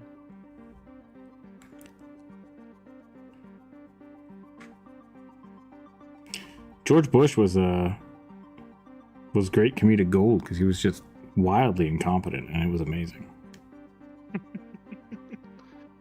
I was not allowed to watch SNL at that point in time. I always saw him as less incompetent, more of like evilly conniving. My favorite GIF on the internet for a long time was a guy throwing both of his shoes at President yeah. Bush. It was so funny. Yeah, if you need a good chuckle, just go back and watch Will Ferrell pretending to be George W. Bush. It's all good. I think my favorite president gaffe is when Trump has that photo shoot with the bald eagle and it just bites him. Yeah, that was pretty funny too. Two senators like, have a kid. duck Do they cover. report the horses? I don't think so. I don't think that's how that works, Reverence. I mean, Yeah, centaurs are not half breeds. They are They are their centaurs. Yeah, they are centaurs. They are a specific species. centaurs did not come about when people had sex with horses. Nope. Elves maybe, Sorry. but that's different. Yeah. They're not Two- minotaurs. Yeah, two centaurs having a baby should make a centaur. Just a normal ass centaur. That's what Xena taught me. Mm-hmm. And if centaurs and humans had relations, it should not create anything because they should not be genetically compatible. Let's just put the whole thing to rest that centaurs shouldn't exist. But let's put that away, because it's not half and half of anything. It's 3/4 of a horse and half a person. So Yep. Yeah. a centaur is more like a minotaur, but backwards. Because a minotaur is literally just a dude with the wrong head. Cowhead. Yeah. Centaur thing was an attempt at a joke. Yeah, Reverence, that's fine. You're not the first person to make that joke in this chat. Yep. And we maybe received it just as poorly the last time. I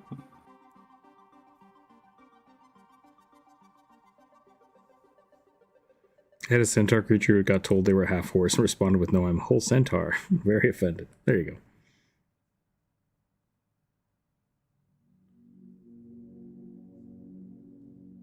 Yeah, you respond to that racist remark by calling them umbrage.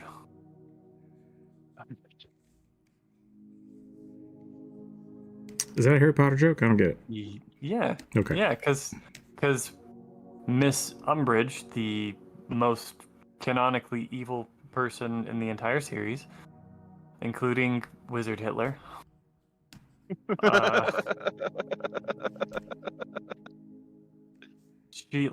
She's not just like, she's white supremacist, she's magic supremacist, she's definitely racist against, air quotes, half-breeds, is specifically the way it's worded.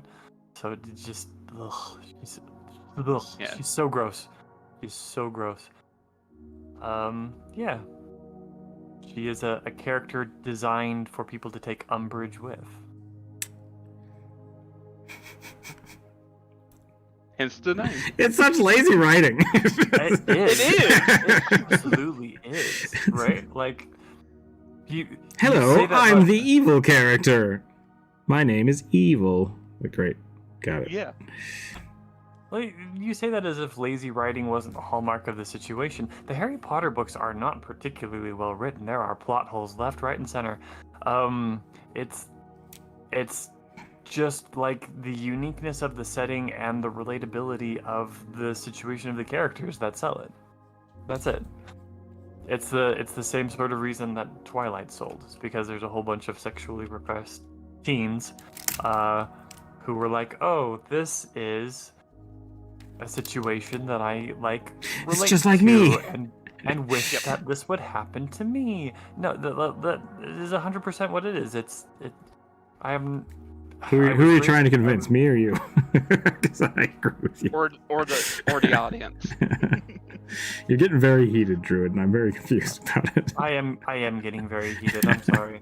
I get pissy about lazy writing. I get pissy about lazy writing in video games. I get pissy about lazy writing in books and movies and any storytelling media at all. So, yes, that is why I think I'm heated. It could just be that, I hate Twilight, but I really tried. I tried. I tried to give it a go. It didn't happen. That's a Maru. They're cool looking, aren't they? Look at this. Look at this fish boy.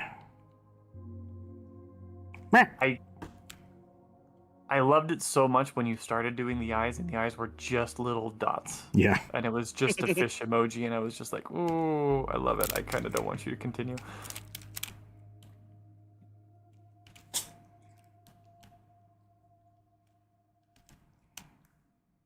But then you gave it eyelids, and it looked cool. Meh.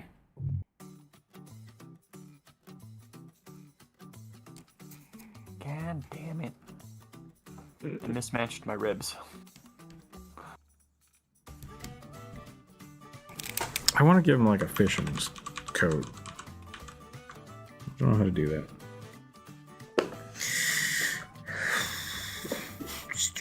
Definitely a wizard supremacist. Yeah.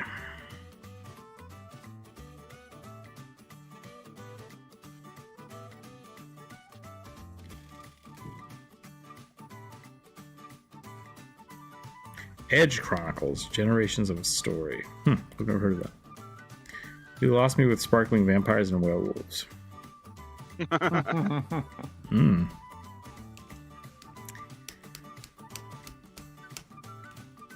As far as fish people go, the Koto are heavily underutilized and underappreciated. I mean, DM it up. Yep.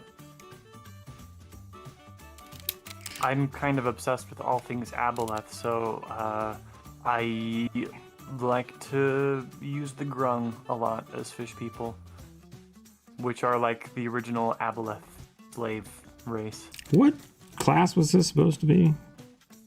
Fighter. Oh, I don't Just a know. fighter? Okay, I'm gonna give him a little more armor then. Oh, I forgot this is Corvus's. Yeah. It's like, why am I answering Corvus's suggestions? Excuse me, I think it was a warlock. Actually. Actually, Corvus, I don't think you know what you're talking about. Hey now, watch it. Those are fighting words.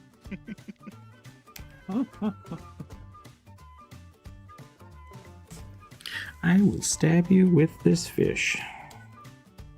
I am a little bit sassy today. Yeah, it's a little weird. It might be leftover from playing Chaotic Neurotic Goblin last night. I apologize. All's forgiven. At least for me. No, I don't care. It's a little weird. I already called you out on it, so I don't care. Why are you so snap? Why are you so spice? Why are you so small?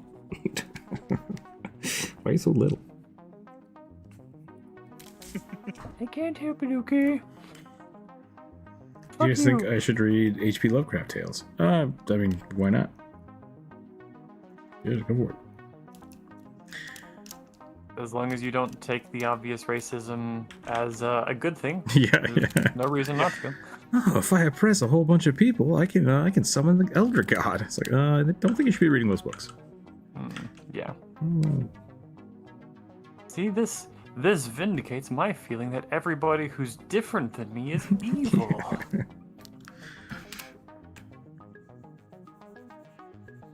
Did you guys know that Cthulhu was a flaming racist? It's like, what?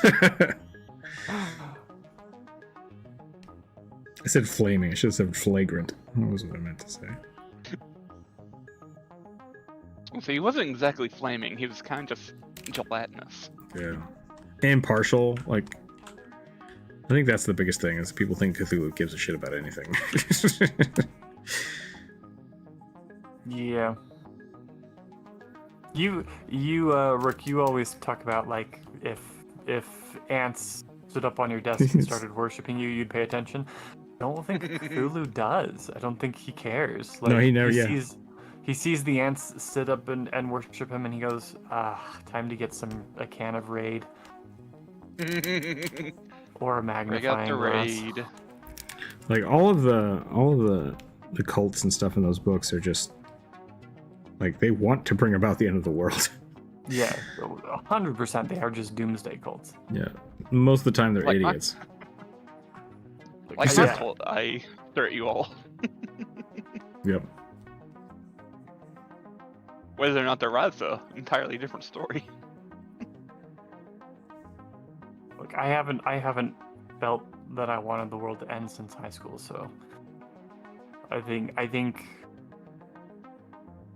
that is a hallmark of either intellectual immaturity or somebody who has been abused horribly for all of their life. And in both cases, a person needs some help, either some education or some counseling.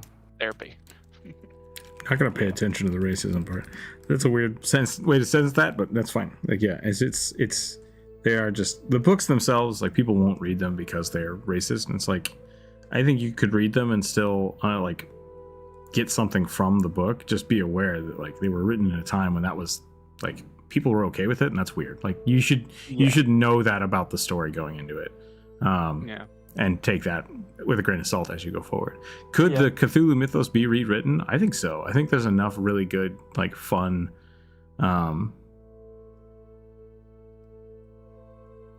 content now, like, to where you can still pull. Like, they did a really, really good job of making what is it? Lovecraft Country. Yeah, Lovecraft Country was really good. Like, the book is great, but the TV show they made out of it, I think, was really good too. And so, they took the parts from the Lovecraft story and kind of rewrote it into a new story, which I really loved. But that being said, like, the Eldritch Gods concept is enough of mainstream media now that it doesn't have to be attached to Lovecraft anymore. And I think that's probably for the better. But I still think it's good to go read those stories, see where they came from, understand that why there's a change. That's good. So. Also, Lovecraft was not a particularly good writer, so don't expect that it to be super compelling or easy to read. Honestly, like I really feel like a lot of the Lovecraft books were equivalent of like somebody's webcomic. Oh like, yeah, that's how I feel about it. 100%. Like of the time, webcomic, but the core concept is weird and unique enough that people like. I think, like I said, the idea is still worth taking forward in pop culture. But we don't have to stick to the core mythos anymore. I don't think. Yeah, I agree. Just be aware that there's a reason that most people aren't familiar with the actual stories that Lovecraft wrote, and part of it is the racism, and part of it is just that they're weird and kind of hard to read and not written well. So just like, you can have a lot of fun if you go into it with that context. There's also been a lot of authors kind of rewriting them anyways. Yeah. Like you can get really good Lovecraft anthologies written by other authors, and I think those are a lot better. Yeah. So I was also going to say there were authors who knew him and wrote their own kind of mythos inspired by his stuff, and quite a bit better. Like the guy who wrote Conan, he also threw in some like eldritch horror stuff. Yeah, it's good. It's good. Yeah. Good that we can do that kind of stuff. Okay, I think I'm done with this one. If you want Cthulhu without the bad bits, do Bloodborne. Yeah, Bloodborne's great if you love, moon-based menstrual death. Which is totally fine. Like, it's a legit story. It just doesn't make any goddamn sense. The idea of certain novels having sort of extended more into the universe than being limited to the scope of the original books. Yeah, I think so. And I think the same thing, like, the Conan books were really, really good, but they had weird stuff in them. But, like, all of the comics that are now out are great. Like, things need to evolve. And my big thing is you shouldn't delete the history of where things come from, but you should be aware of that, it. Like, yeah. So it's okay. Context matters. Yeah. As long as it's interesting conceptually, I'll read it. I mean, you're good to go then. There's it's actually really interesting to me because a lot of the concepts that Lovecraft was playing with are actually just like darker takes on things that a lot of authors were playing with, because there was some weird stuff happening with science at the time. Like I'm pretty sure, I think I've said this in stream before, but I'm pretty sure the Lovecraft story about the colors never before seen by man, like that concept happened shortly after the discovery of like invisible color, non-visible colors in the spectrum, infrared and ultraviolet, and the playing with those as a concept also shows up in the Princess of Mars series written by Edgar Rice Burroughs. So like a lot of the concepts you're going to see are not specifically Lovecraftian. He just took like the darkest possible take on it, and really tied it into eldritch horror and evil gods and fear of space and science. So that like that's kind of where the fun is. Yeah. Dude was afraid of air conditioners, so. I got a male half minotaur, half demon barbarian druid. It's a lot of stuff with samurai shoulder plates. Male, half minotaur, half demon, barbarian druid with samurai shoulder pads. Okay. So a more monstrous minotaur. Yeah. That is a druid barbarian samurai. What color are we doing here? Green? We can do green. That sounds like a lot of fun to draw to me.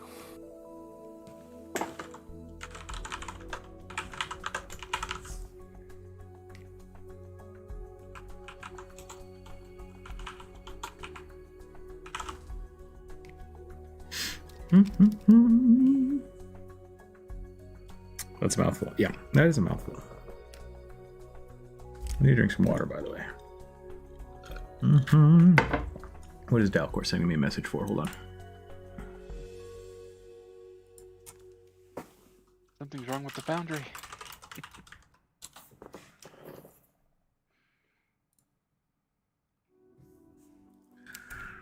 Okay, I want to go smaller on the pen.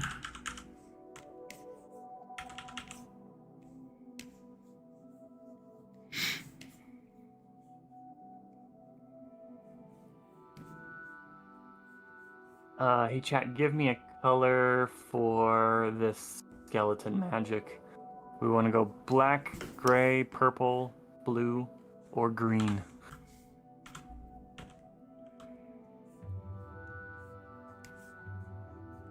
Definitely gonna like burn the hell out of these finger bones.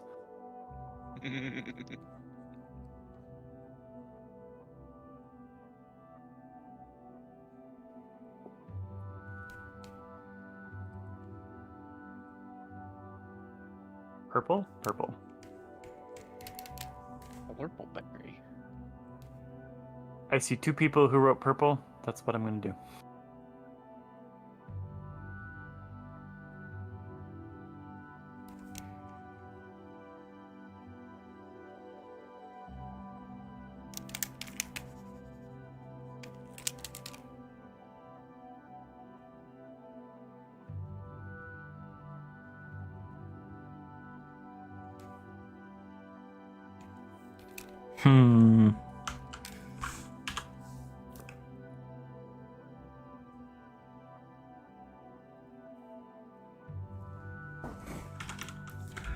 What make good demon cow?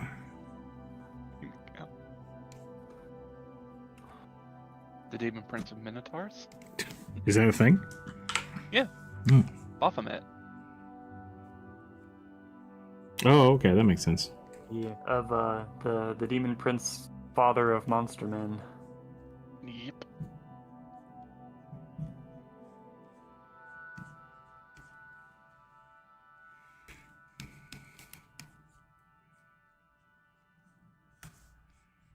I always pull from Baelor's. Oh, I was like, who's Baelor? Baelor, the class of demons. It's a Balrog. Basically.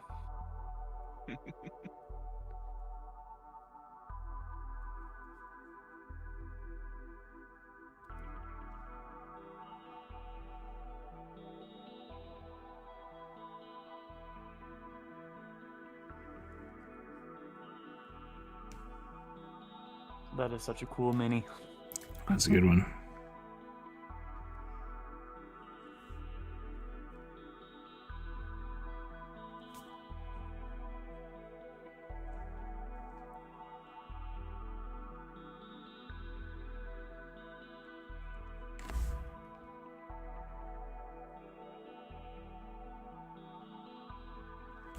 So much detail and noise.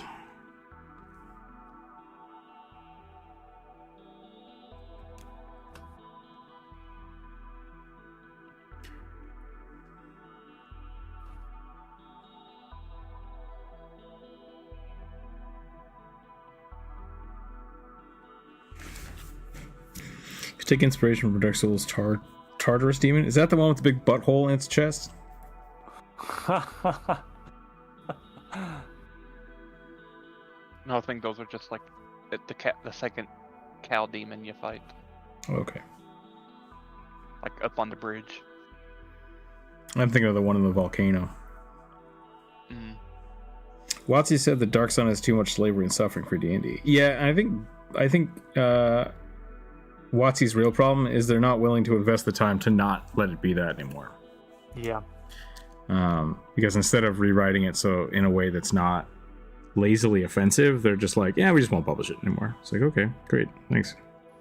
Because Dark Sun is a cool, I mean, it's post-apocalyptic fantasy, which I think is great. Like that's a great base setting, but their old writing staff is like, okay, so this is completely about subjugation and torture, and it's like, or we could not do that. Yeah. So it's unfortunate. The problem is not that that's what it was. The problem is that they're too lazy to fix it. Yeah. Um, It is my opinion that the correct way to fix that would have been to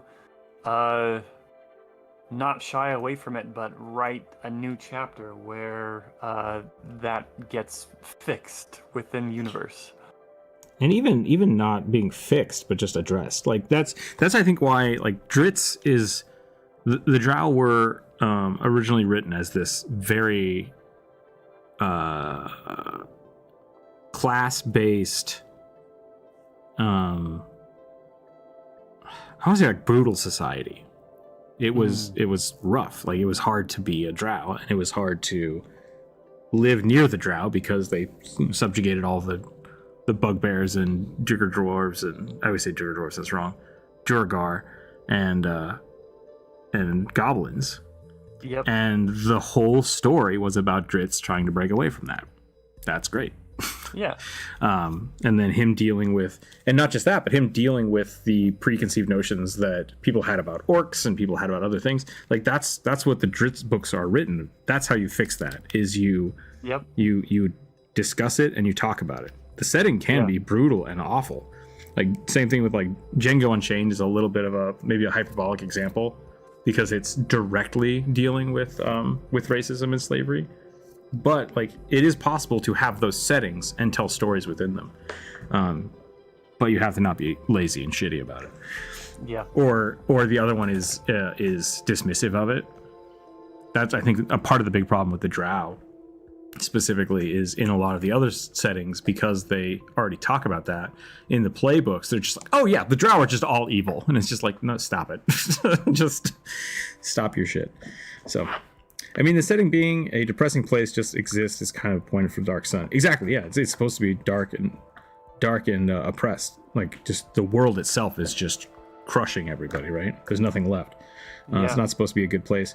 But doing super detailed on just how bad it might be not be needed. Yeah, exactly. That's the focus, right? You're supposed to be the hero to defeat the evils and survive. Yeah, and so I think the setting can be possible, but just you have to write it properly. You have to write it with tact and not glorify the bad guys. Yeah, I don't understand why they couldn't have written a new module within the Dark Sun universe that was all about being slaves and starting a revolt to fix their situation. And I don't want this to be shitting on WotC. I mean, it is partially shitting on WotC, but so yeah, I don't want it to just be that, and I don't want this to turn into like yeah, this is what they should do, right? It's Tasha's is the overcorrection, I feel like. I agree with a lot of the stuff that's in Tasha's. Like, yeah, you should be able to choose different heritages. You should be able to customize your character more. But I feel like that was their solution. Instead of going back and like rewriting things in a better way, they're just like, hey, you know all that bad shit? Maybe don't. And it's like, okay.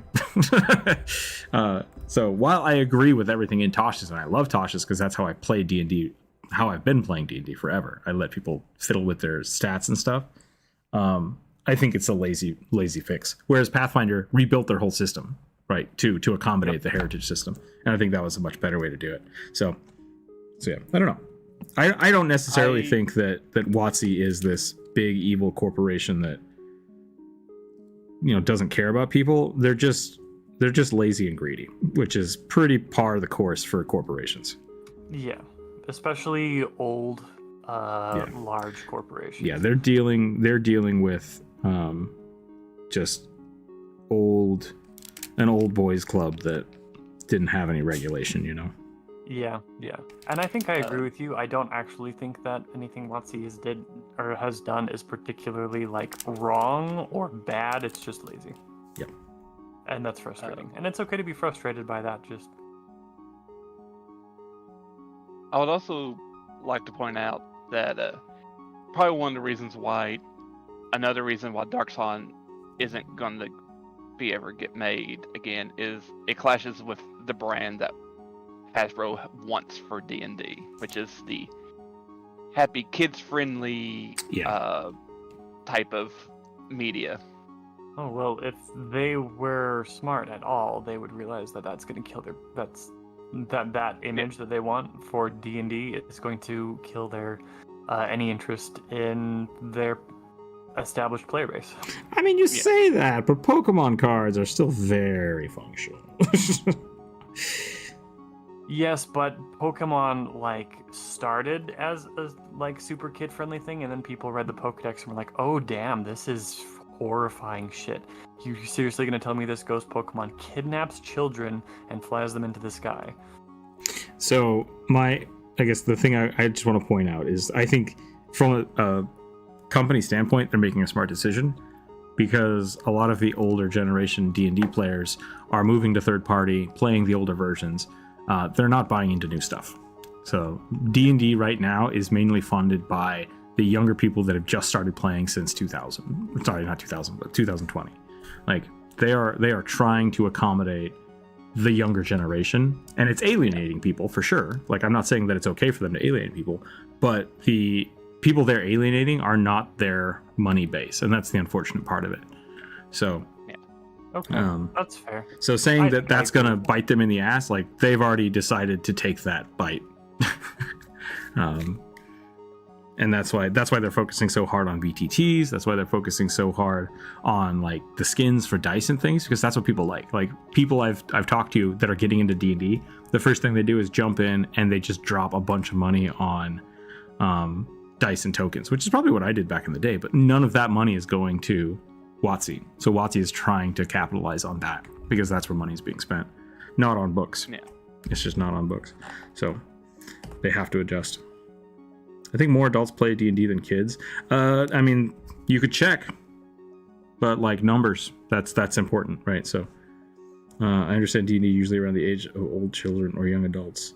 A lot of the people I know, like the people that I know are playing that are my age, all play Pathfinder. Like they just all play Pathfinder. So most of the people that I play with would not be playing Pathfinder if it wasn't for all of the crap that has gone down with WotC recently, and with all of these changes. Like most of the people that I play with would have preferred to stick with 5e, but feel like they can't because of this sort of thing. So I think that's where my perspective is coming from. Most of those people are going to try Daggerheart to CR and get CR Dark, start up murder. Yeah, I mean, I think that's the thing. Is they really have to. They are curating to their younger audience. Yeah. And a lot of people have said like, "Oh, well, I'm going to show them." It's like they don't care about you anymore. Unfortunately, they just don't. Yeah. So, which sucks, but at the same time, like your old content is still there, so don't feel too bad. Yeah. But that's why things are changing. Yeah, they aren't going to care unless it really negatively affects their wallet. And I suppose you're right. That is a pretty smart business decision. Yeah, and as much as I wish it wasn't. Right. And so, that's the big thing. All the people that are like, well, I'm not going to buy D&D 1. They've already started making changes about what they want to do about that because they really banked on younger kids buying into that because like, oh, they love this BTD crap. And we can make all kinds of microtransactions. And it's like, oh, we'll see. And we just have to wait and see. That's all we can really do. Yep. But turns out maybe people don't like microtransactions. You say that, but here we are. I know. I said people don't like them. I didn't say people weren't willing to do them. There's a guy on YouTube that I have forced myself to stop watching. Who does like credit audits. Like he looks at people's credit cards and talks to them. And this one lady had spent like $600 in a month on microtransactions for like an online game. Just like I'm trying to think of like Wordle, right? It's just like, oh right. Oh boy. Like I don't know if I'm trying to think if I've ever spent money like that on anything. And I just like it's a business model that works. People do spend money like that. Yeah, but like it's kind of like commercials. You know, like we grew up in the heyday of TV commercials, and we're able to start to see through a lot of that. I think that microtransactions do still work, but I feel like the younger generation also is aware that it's a total scam. And are less likely to fall for it. Well, okay, but what I should point out is not all microtransactions are scams. Like that's the big thing. Like, yeah, no, I 100%, but okay. many of them are. So, like, what I'm saying is D&D Beyond is constantly sending me emails like the new dice is dropping. That $2 skin for your dice is a microtransaction. Like, people buy that. Yeah. People buy that. Yeah. It is absolutely a thing people buy. So. As much as we can bitch and moan and say that's stupid, it works. It's an effective strategy, and people make money off of it. So, I think more adults play D&D than kids. Don't know. Yeah, I don't know the numbers either, but from the way things are trending, it's becoming a younger audience. Like that was the whole point of 5e was to try to get new people to play it, and it worked. That worked. Their gamble worked there. Yeah. Stick with 3.5. I know I'm a relic, but I still think that best D&D otherwise would play Pathfinder or Rifts. I mean, that is my argument as well. Like a lot of the old people, and I say old people, but like people that have been playing D&D for 10 years. Yeah, a lot of the stuff that's coming out now is accessible to them, but like all of the 3.5 content, the Pathfinder content, the 4E, the 2E, like it's all still there. And people that have been playing for that long know how to access it. A lot of the people I talk to like get upset because like this isn't in 5E. And it's like, well, have you looked at any of the other editions? Like it's that already exists, and they just aren't aware of it because it's not readily available on D&D Beyond, right? It's not readily available through the buy $2 and get this new Paladin pack, because that's the ecosystem that they're in right now, and that's what WotC is banking on. Right. You want to support good content? Go buy some books. Go through the Paizo website. If you can manage it. Bring a snack pack and a survival blanket, and see if you can get the Paizo account to work. Spend money. Also, if they just drop something, just forget ever trying to get on their website. Yeah, just wait. Yeah. Just wait. Just wait. Wait like a week, you'll be able to get on it again. Or like come hang out here and specifically ask Corvus. Corvus always knows. I'm new to I D&D. don't always know everything. Started in March this year, so I started with a 5e because it seems like a good intro. Yep, and it absolutely is a good intro. Yeah, absolutely. 5e was to get older fans back who left because 4e was terrible. No, that's what Pathfinder is. It is Legend. To be fair, it is. So 4e was them trying to do a drastic shift, and so many people left the game that they're like, okay, we need to go back to 3.5, but we need to simplify it, because 3.5's problem was it was too complicated. 4th edition, they're like, okay, we'll build a new system to uncomplicate it. And the problem with that is it added more complexity to the one thing. Like, people didn't want more dynamic combat, they wanted a simpler system, and that's where 5e came in. So 4e is really cool if you want to build an RPG or a video game. Like, look at 4e for mechanics, because 4e was slowed down by the human element of it. Like, that's really the problem with it. There's a lot of great stuff in 4e for designing games, but not in the way that it works as a board game. Like, the medium is wrong for 4e. It's essentially WoW, the board game. So I've had a lot of people who play 4e tell me that, like, we don't talk about 4e. Well, I mean, yes, but like when you can get them to talk about it, they basically say, and I think you've said this too, that like it was basically built 10 years too soon, and was let down by the fact that it didn't have a VTT. Yeah, and unfortunately with that, like, even if it was rebuilt today and you wanted to play it today, having D&D Beyond style system for it might help, because really the problem is trying to track your in-round actions, once per day actions, once per hour actions, mixing with your magical feats on your attacks. Like, it's just, there's just a lot. And most games today, like if you play even Diablo, is basically has that system. But the computer is keeping track of your cooldowns. So it's interesting. Please sponsor me, Paizo. Oh yeah, I love Paizo. Paizo's great. I will take Paizo's money any day of the week. I have nothing wrong with Paizo. I am unashamedly a Paizo simp. I want to go back and play 3.5, but like I'm fully invested in 2e at this point. And I still go back to first edition Pathfinder to look at stuff and to get ideas, but what Paizo has done is basically my favorite version of TTRPGs. Yeah. Anyway, I'm ready for a new prompt. 17, that's too high. You want That's me to too high. reroll? Yeah, go ahead and roll D12. Okay. In my head, I heard you say prom. It's time for a new prom. I was like, I'm not It's time for the new monster prom. Hey, I love monster prom. 6. Bonjour. A macaw, parrot, Aarakocra, barbarian, brawler, dude. It does say brawler. I'm not sure why. Okay. Not looking for derpy. Yeah, that's not up to you. That's up to Intimidating and scarred, please. Intimidating and scarred. Intimidating. Okay, so Cass from Breath of the Wild, but super beefy Mangy. and covered in But scars. yeah, but Tyler Durden cast from Breath of the Wild. Maybe I'll do a red macaw instead.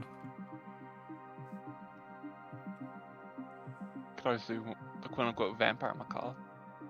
Is that a thing? Yeah, they're just like black and red macaws. That would be pretty cool. Suck your blood.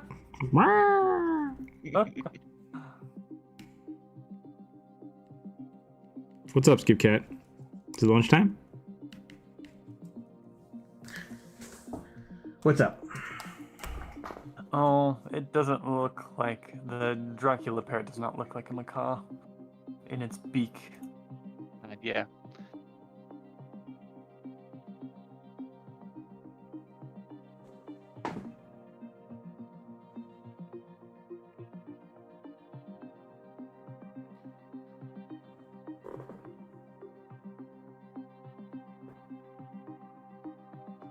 Such an old There are very cool black macaws that have super cool crests and bright red faces.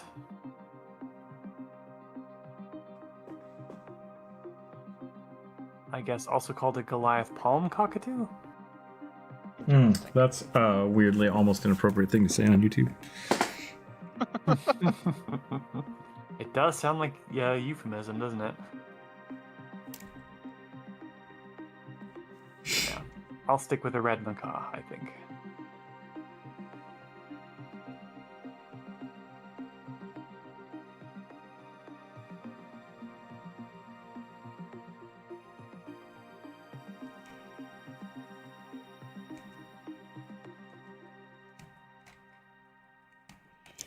Skip Cat, if you're coming up here just to cause trouble. Yep, you're not supposed to be over here, are you? What are you doing? You want to sit in my lap? Mischief. No.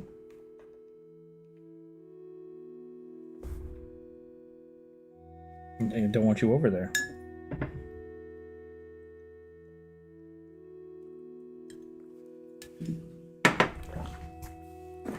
This cat is... You are just trouble. Would love to see a sketch of Torque the Druid Shifter Bear Werebear. I mentioned before one of these days smacking the crap out of a card with a giant fish. Is that on the list? Or is that what you wanted to... You can put it on next week.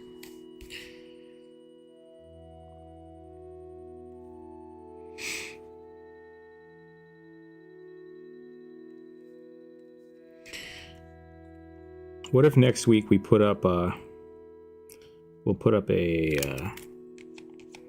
what do we used to call it on Twitch? Like a donation goal. And if we hit like $20, we'll not have ads. And we'll put up whoever suggests it. Whoa, what? What? Cat, stop. Get. Come here. The screen just started moving. It's sitting on the keyboard. We'll put up a thing where people can see who sponsors the episode, and that's what we'll do. Yay, community. Yeah, community. We'll do a sponsor goal, and we'll do like a sponsor board, I guess is a way to do it. People can post their whatevers on screen, and we'll give them a little trailer thing up top.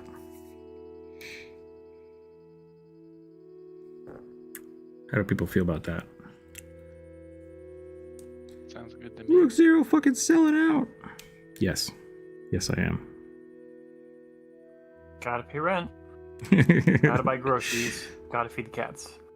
Love the Bo Burnham. Oh, look at me! I'm selling out. Whoa, here we go. I think I've talked about this before. Like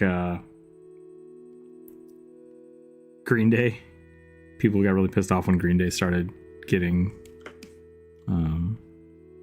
Poppy? Yeah, they started getting poppy, but they were getting...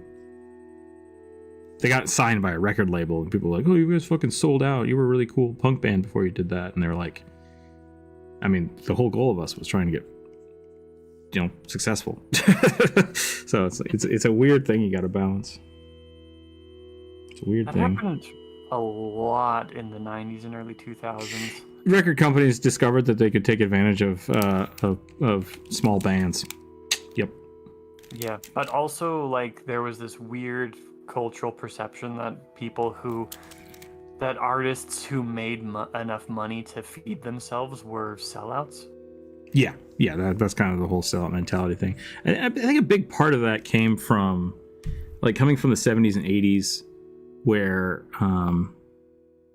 like, the 60s were all, you can be a hippie, not have a job, and be great, right? Like, you have a van, you can live in a van and be fine. It's like, how the hell did you get that van? And it's like, well, it cost me $4. So the 70s and 80s were another time of just like everything was cheap. Everything was cheap, and so it was really easy for people to do that. And then the 90s kind of hit, everything crashed, people went like panicky, and that's when you get that cultural divide. So you have that punk group that still wants to maintain the kind of like, we hate the man because the man has money, and that's where a lot of that like good music came from. A lot of punk bands, the grunge movement was definitely that slur of like, the lower class was still well off. Like living in Seattle, you're in a big city, but like there's not a lot of homeless. There's a lot of what was the bohemian movement, I think. That might not be the right word, but yeah, cultural music stuff is really cool. Like, I like looking at it, but I'm not great at talking about it. I love punk music. There's this band I listen to that's not too big at the moment called Poor Man's Poison. I haven't heard of that. Definitely makes sense to paywall full color sketches. Definitely worth it. However, I hope you keep simple sketches free. Yeah, and that's the big thing is like, if I only ever do commission work, I won't be able to draw a lot of cool creatures. And like, this is a great way to practice and a great way to engage with people. So I think for whatever ever it is, and however big the channel ever gets, I think this is something that's going to stick around. Yeah. And I do color when I do a full color drawing here. I do that because I want to, because I become invested in the drawing and the character. I don't want to paywall that. I just want to do it because I want to do it. But like, I am moving towards like starting to take commissions and posting more art and starting a social media, etc., doing all the things you have to do if you're going to be a successful freelancer. And I don't know, like, I don't think I'll stop doing full color sketches here when I move to do so, but I acknowledge the fact that in order to survive, I'm probably going to have to, assuming I ever do actually make money off of that and become solvent, I'm gonna have to paywall it eventually. The real trick that I've tricked you all into is this is an advertisement. This whole website is an advertisement for my artwork. So I think that was really funny. But there's a guy on TikTok that does landscaping. And so he goes around cutting people's like really bad yards for free, and he video records it. Like that's great. He's basically making his own ads, and people are watching it because it's cool. It's good content, all right? Like when the ads are good, it doesn't feel like an ad, but like almost everything is ads. If it's free, it's probably an ad. Same thing with like all of a lot of content creators on YouTube. Like I said, Jacksepticeye, his Let's Play, while it is making him money, is also an advertisement for the coffee brand. And Markiplier has Cloak, same thing. I think they share Cloak, but it's an interesting new way of things going, because it's not just corporate sponsorship, which I'm a fan of. Yeah, same. And now from a word from our sponsors, Ovaltine, blah blah blah blah blah. It's like, ugh. But like, yeah, but no, like ostensibly it is though. Like if you stand back and look at it, YouTube is selling you, the audience. They're like, YouTube is free because they're selling you. You are their product. Yep. Not me, you guys. Yes, correct. You, the viewers. Yeah. What's your favorite song of theirs? Same Man is amazing. Always reminds me of D&D as well. Their name is Pump. I guess so. I guess that's the acronym, isn't it? Band I like to get is the worst metal band. A self-described rock band like Alice Cooper, but people say they make horrible metal. That's funny. There was a the NoFX. That's the name of the band, NoFX. Their live album was called "I Hear They Suck Live," because like whenever people would go see them live in show, they would get so inebriated that they just couldn't even play their instruments. And so when they did filmed their live album, it took them 3 tries because the first 2 times they were so drunk that they couldn't. It was shit. And then so the third time, I think what it is, it's the only live recording of them sober, because the studio was like, if you guys have anything to inebriate yourselves before this show, we will drop your contract. And so they had to play one show completely sober, and it was all right. It's a good band. I have that album. It's so good. But it's called "I Hear They Suck Live" because they couldn't cope, and I thought that was funny. All right, here is my demon minotaur. I forgot to give him clothes again. I keep drawing big beefy naked boys. Yeah, clothes suck anyway. My bad. Look, when your muscles are big enough, you either don't wear clothes, or you wear clothes that are so tight they show off all your muscles anyway. So create ads that are still obviously ads, are the internet historian ads. They're so unhinged that you want to stick around and see them. Yeah, like that's the. Oops, forgot clothes. Yeah, like it is like the content I make is still selling something, right? It's really hard to just actively do basically like free content. There are still some people that do it, which is amazing. And to them, I'm like humbled by them. But yeah, ad revenue and paying the bills, it's important. So I like it. I like that the system works right now for that, and it's great. As long as people are enjoying it and enjoying the content, then it's worthwhile. Yeah.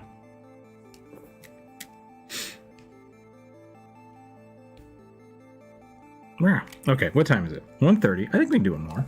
Let's do one more. What do we got? No need to roll to 12. 2. Is that 2 or 3? I can't tell. It's a 2. Half-elf artificer who's making herself into a Spider-Man character with spells and tech. Okay.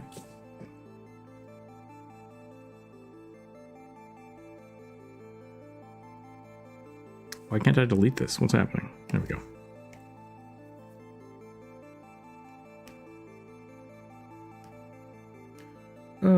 There.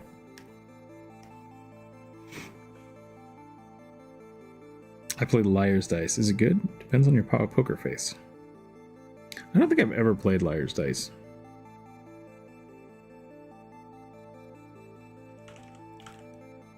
Are the rules the same as they are in Pirates of the Caribbean? Oh. I mean, I think that's a legit game, I think. I don't know if the Pirates of the Caribbean, like, cheesed it or anything.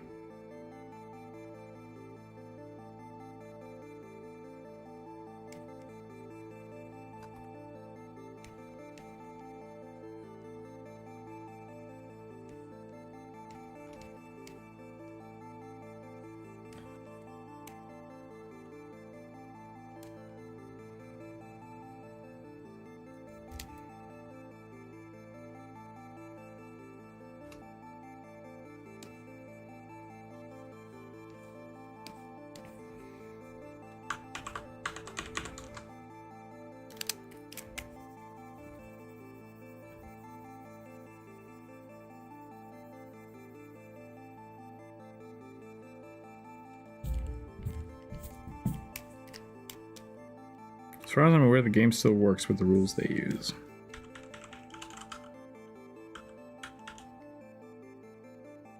What rules did they miss, Bionic?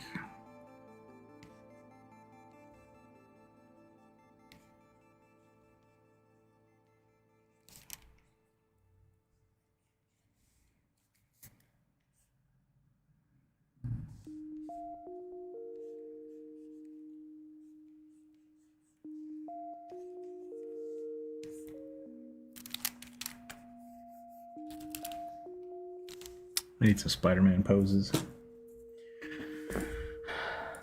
Oh, I love looking at Spider-Man poses. So inspiring. Call of Duty Shooter Man.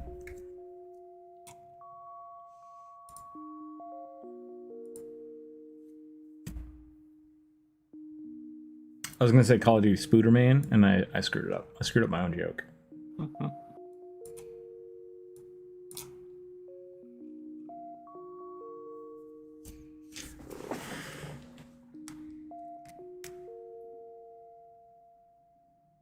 Oh, order of calls. Okay, actually, I think I watched a video talking about that. Yeah.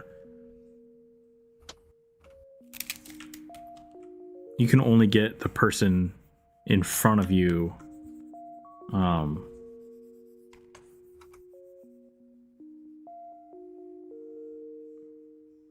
The person, yeah. If there's more than one person playing, you have to go in order, right? So you can only get out the person in front of you in order. Because you either call their number or add to it, and then this person can call you or add to it, and it just keeps going like that.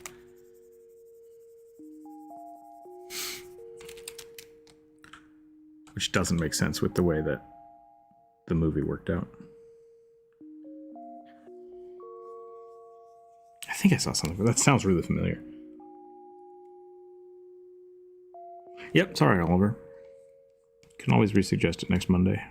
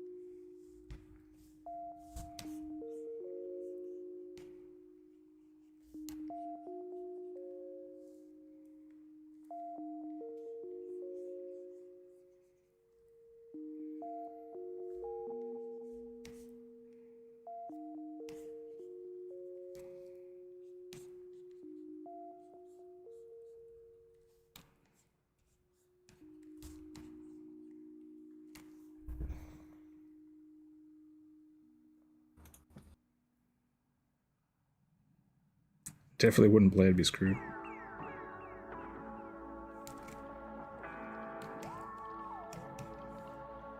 Yeah, I'm not good with games like that. I would also be fucked. Like, I can't even play poker.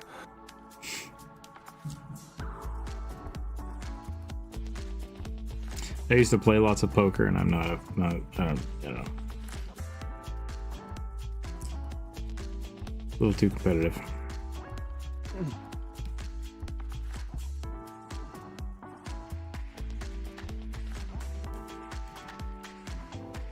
Don't play anymore.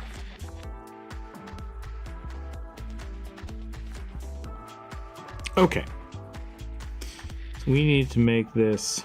I could just draw Spider-Gwen, but I don't think I'm gonna do it. Oof, I love Spider-Gwen. Such a good design. Such a fun character as well. I highly suggest the comics if people like Spider-Gwen. I would totally try to date her. If I knew that version of Gwen and lived in New York in that comic, I would totally be trying to date her.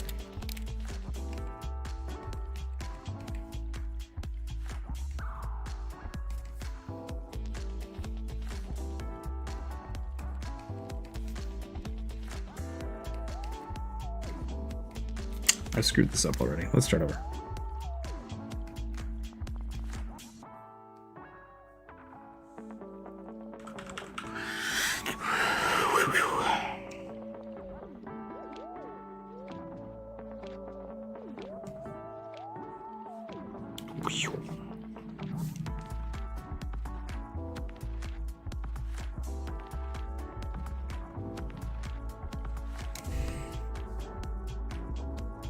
I want to get the V for Vendetta comic. I like the film. I know the comic is supposed to be different, somewhat darker.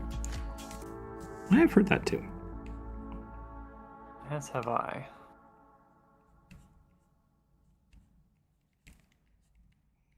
I didn't believe it at first because it was a pretty dark movie.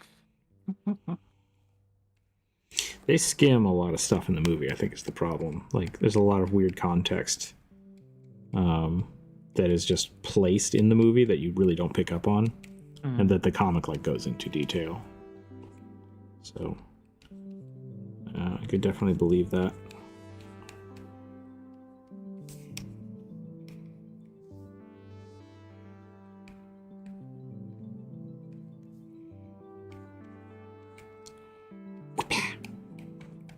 Whip whip.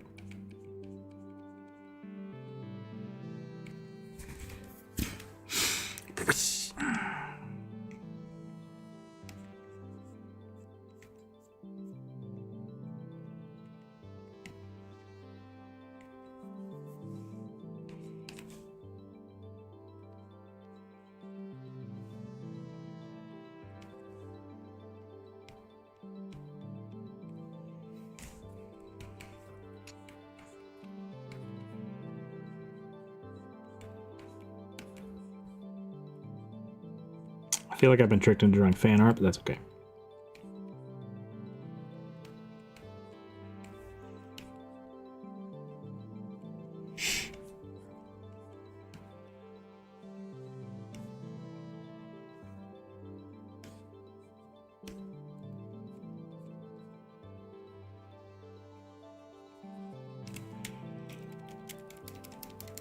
Are halflings proportioned evenly, or are their heads oversized, arms, legs undersized? What do you guys take on that? Lots of different lore on the subject. I normally draw halflings as just short people versus gnomes, which I will over proportion their heads. Yeah. Halflings are like a kind of a mid ground between gnomes and humans, in my mind. So they're supposed to be A human variant. No, well, they're supposed to be hobbits. Yes. So, but in Tolkien's lore, hobbits are supposed to be human adjacent. Yeah, just small. So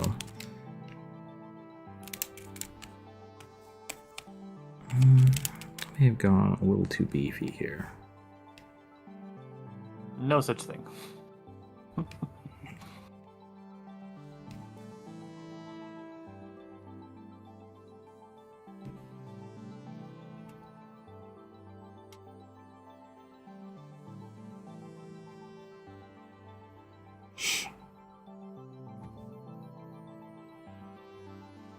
No, they don't have this. At least not that prominent. Whip whip.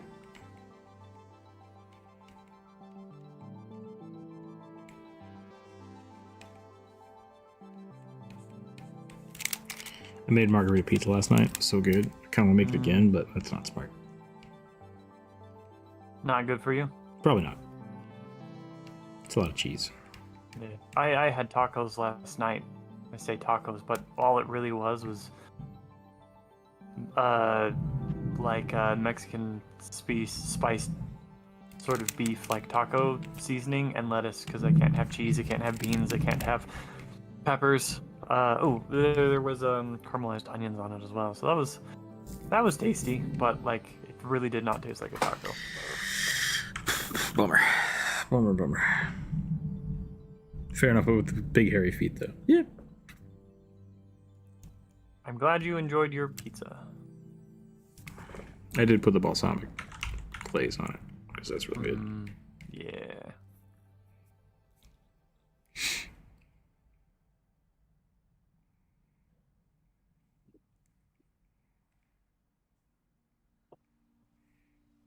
Foreshortening on this elbow is making my brain hurt.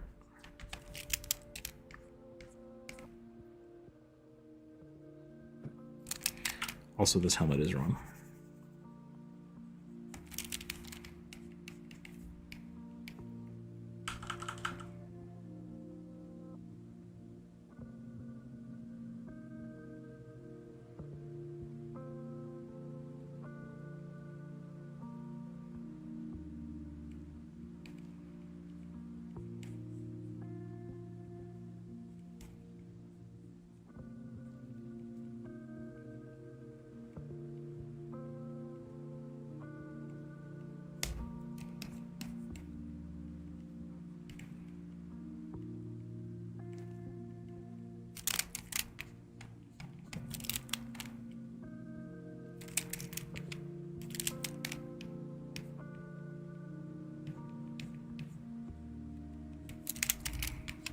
I'm liking this character and I'm getting lost in the weeds again. I hope this was supposed to be an elf. I can't remember exactly. I think they said half elf. Good enough. Close enough. Steak and broccoli. That sounds pretty good. See you next time. No problem. Thanks for hanging out. I'll catch you later.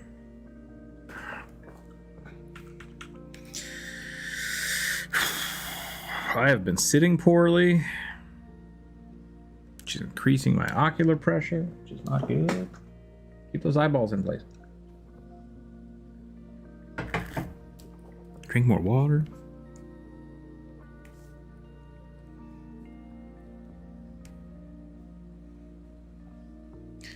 Give her a wrench.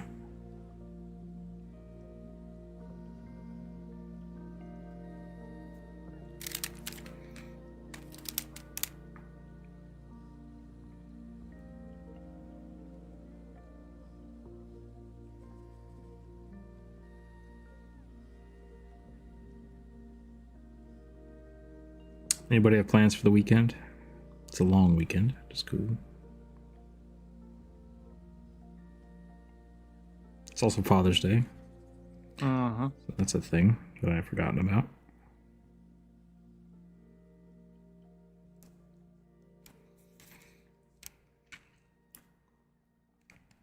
Better call your dad.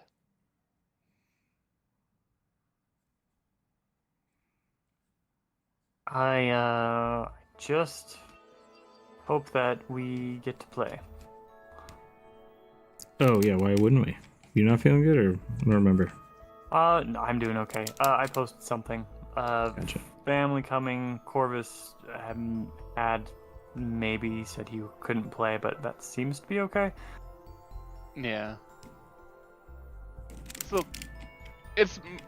I should be able to play. It's just, there's always the possibility of it not happening, so. Working all weekend. Blah, blah, blah. Ooh, I'm sorry.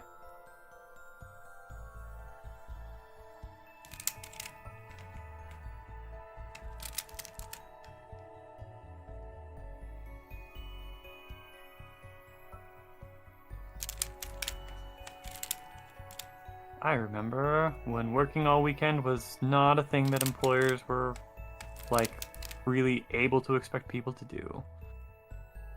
You remember that being a time? I do. When was Might that? have just been a local thing. Early '90s. Like, I wasn't working, but I had a lot of siblings who were working. I guess I always worked in food, Oh yeah, well, I mean, so maybe It's this never was been- never a thing. yeah, never been an Any option in food businesses don't service. close on Tuesday or on Sundays for you all?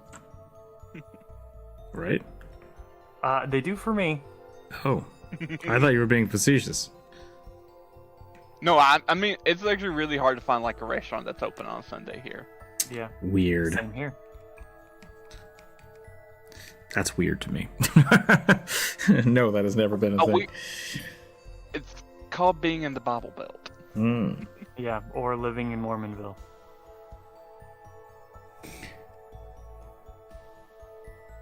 Hardcore Christianity say no work on Sunday. Yeah. Spooderman, Spooderman.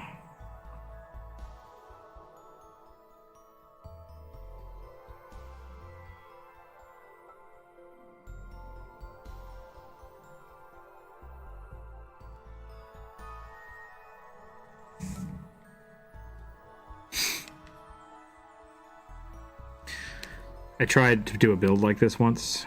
I tried to make Mayday as my character. So I love that name, Mayday Parker. It's great. Spider-Man's daughter. It's awesome. Anywho, so I tried to make a ninja that could climb on walls, and I couldn't really figure anything else out though, because like I just had her throw shurikens because I couldn't figure out what the hell else I was doing. But I like the spider climb component, but it takes a specific game to make that functional. Yeah. I was throwing a lot of shade at my party yesterday because they got to a new point in the dungeon that I was like, they basically all bonus content after this point. So they could either leave the dungeon or they could go, and so I was like, there's a door on the other side of this chasm, and they started strategizing like how to get across the chasm, and I'm like, there's a weird noise above you, and they just kept talking about it. They're like, maybe we don't do this, and I'm like, So it's always fun trying to put forth enough of a, hey, this might be a bad idea, but I'm gonna let you do it if you want. Mm-hmm.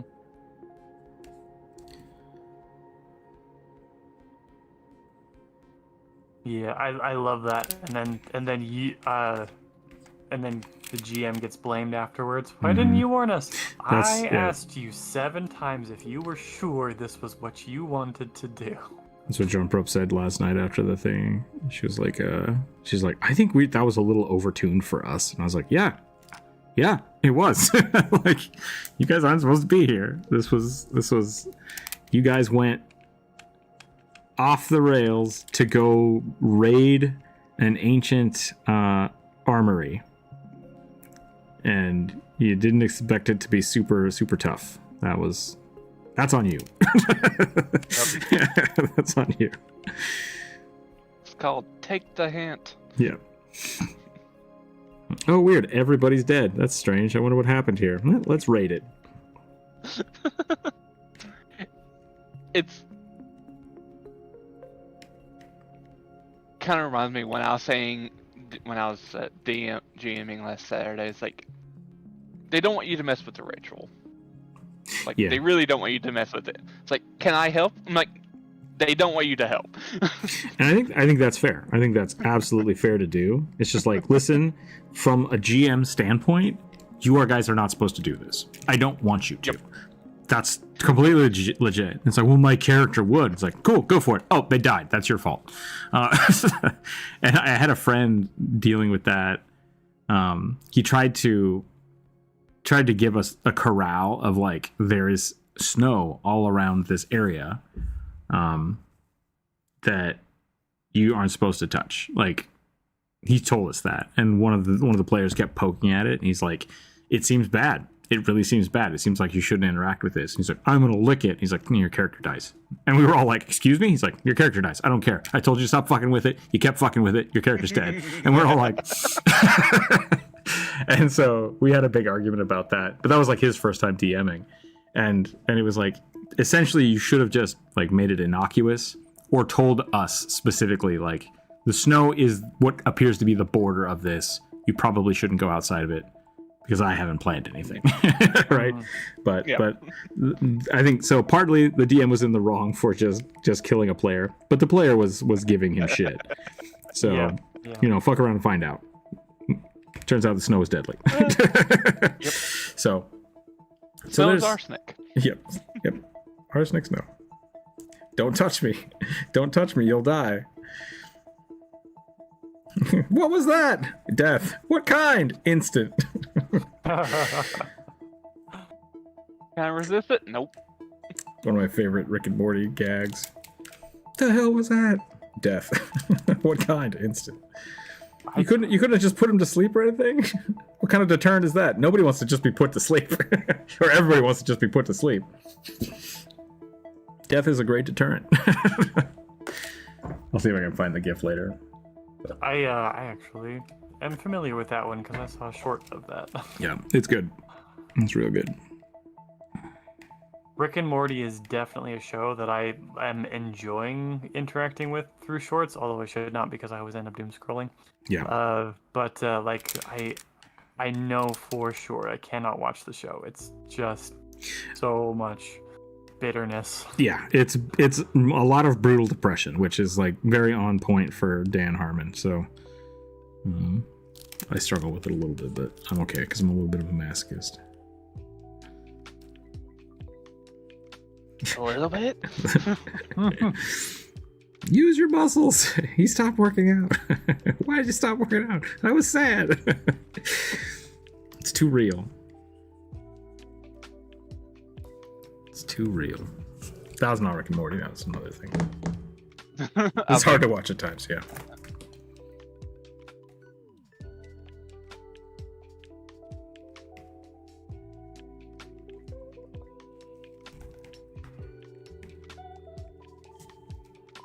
Pow! Ciao. Whip, whip. Flip, flip, I guess. Was that the Korok? Yes.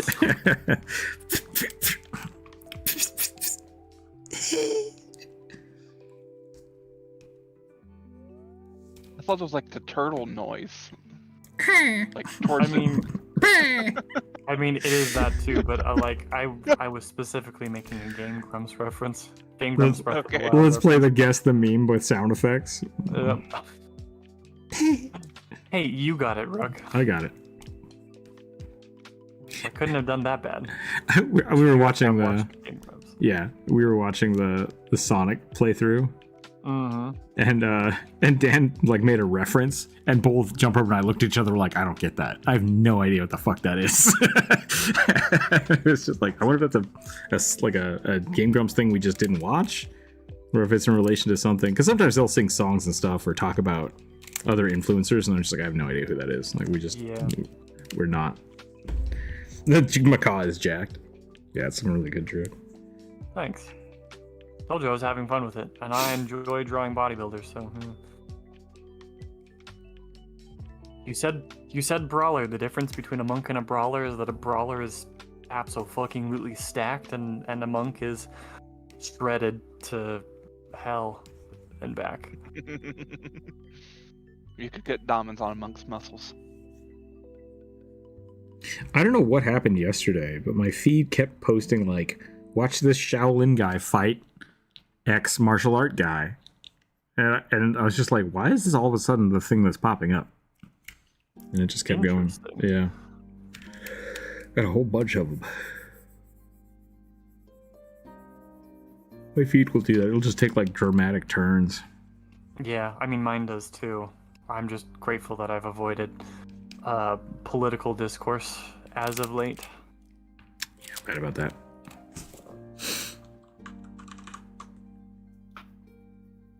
Speaking of which, nope, I'll do that later. Careful. I shouldn't even mention it because like stuff that I mention on Discord does like show up in my feed, which makes me like, Google, you're listening to me a little bit too closely. Yeah, I'm not sure if that's a YouTube thing or a Google thing or a Discord thing. Cora's made a good point the other day, like, because we are always hanging out together, our searches might be somewhat linked. Yeah.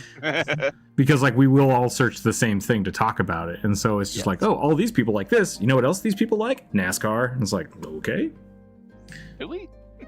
No, but, like, that's what I'm saying. Like, if we all search the same thing, it will start trying to bring in things that other people also search for that or for. Yeah. So Yeah. it'll just Wait, start bringing in things that we may or may not know. Yeah. Corvus, you're a good Southern boy. You're gonna tell me you don't like NASCAR? No. It's literally it is far more boring than horse racing. Agreed. I don't find driving anything particularly interesting. But I do think that what's the race that happens in Santa Monica? That's more interesting than NASCAR by a long shot, but still boring. The Grand Prix. Ah, yeah. Couldn't tell you. Yeah. Have you ever heard Codsworth from Fallout 4? No? No? Yes. I mean, I assume I have because I played Fallout 4, but I don't know what you're talking about. It's the robot. The floaty, weird flamethrower robot? Butler robot? Yeah. Okay.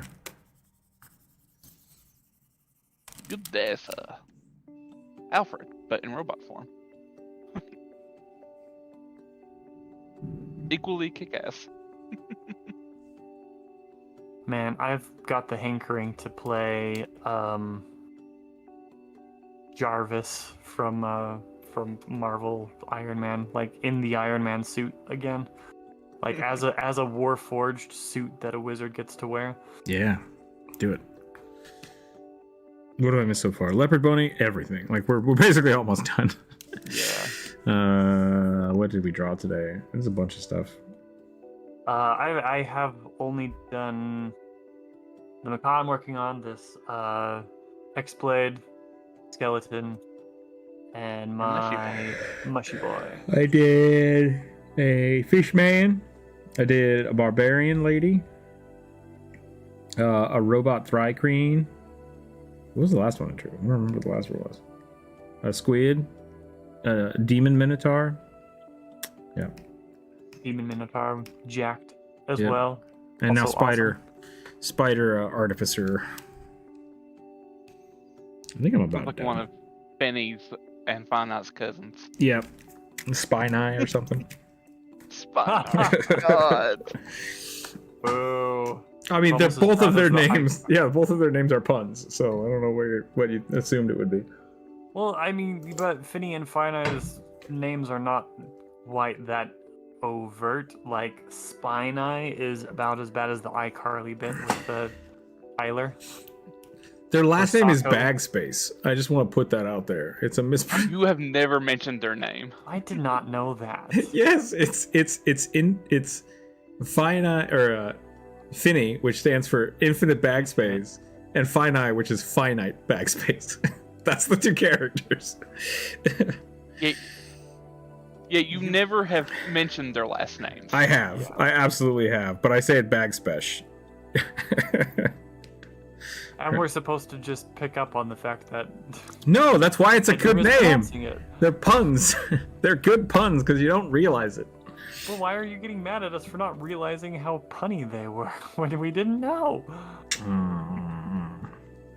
Spine Eye isn't a pun unless you really think about it.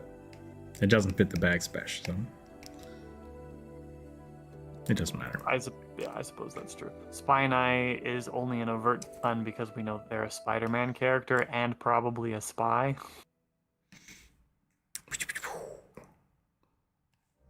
Oh, Spy Noir or Spider Noir. Yeah, Noir Spider-Man.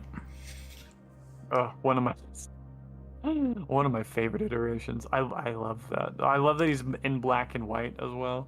Did you ever play the Spider-Man where you got to play as Noir Spider-Man? I think that might have been Spider-Verse game. When was that? I did not. It was really cool because like it was essentially when you were playing that part of the game, you had to be quiet. Like it was a sneaking portions of the game. I really like that. All neat, big fan. Thri-Kreen Mushroom Guy, Real Magic Skeleton Minotaur. I think Parrot Aarakocra. Yeah. I think I'm done though. It is 2:00. I don't know what else to do with this. I'm wrapping up. I suppose I could color this guy, but I don't need to. They call me Scratchy Birdman. I actually had a lot of fun with the scars. I think it works really well with Macaw because they have like very limited pin feathers on their face, and they've got black on their beaks, so that showed scars really well. I think that is a good idea. All right, I will next Monday post up. Should I put up a thing to see if anybody wants to sponsor the stream? Is that what I should do? I'm gonna do that. Let people post and put up a. What the hell is it? Like a sentence, I guess. Let people put up a little blurb. That could be fun. We'll see.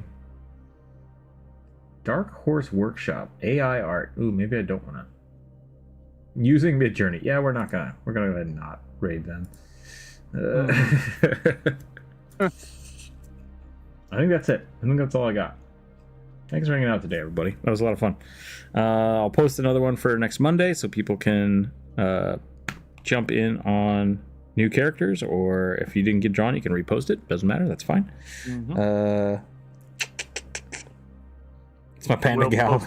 Yeah, we'll post all these to the Discord. Yeah, we'll post all these to the Discord.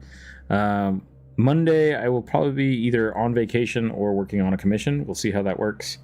Because I forgot that Monday was a holiday.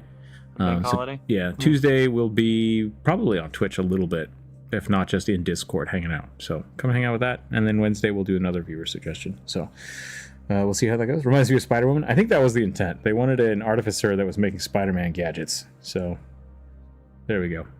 I thought that was fun. That's all I got. Thanks for hanging out. Stay happy. Stay healthy. Go ahead. You got something? No, I'm good. Okay. Keep your dice on the table, everybody. We'll catch you later. Bye. Bye.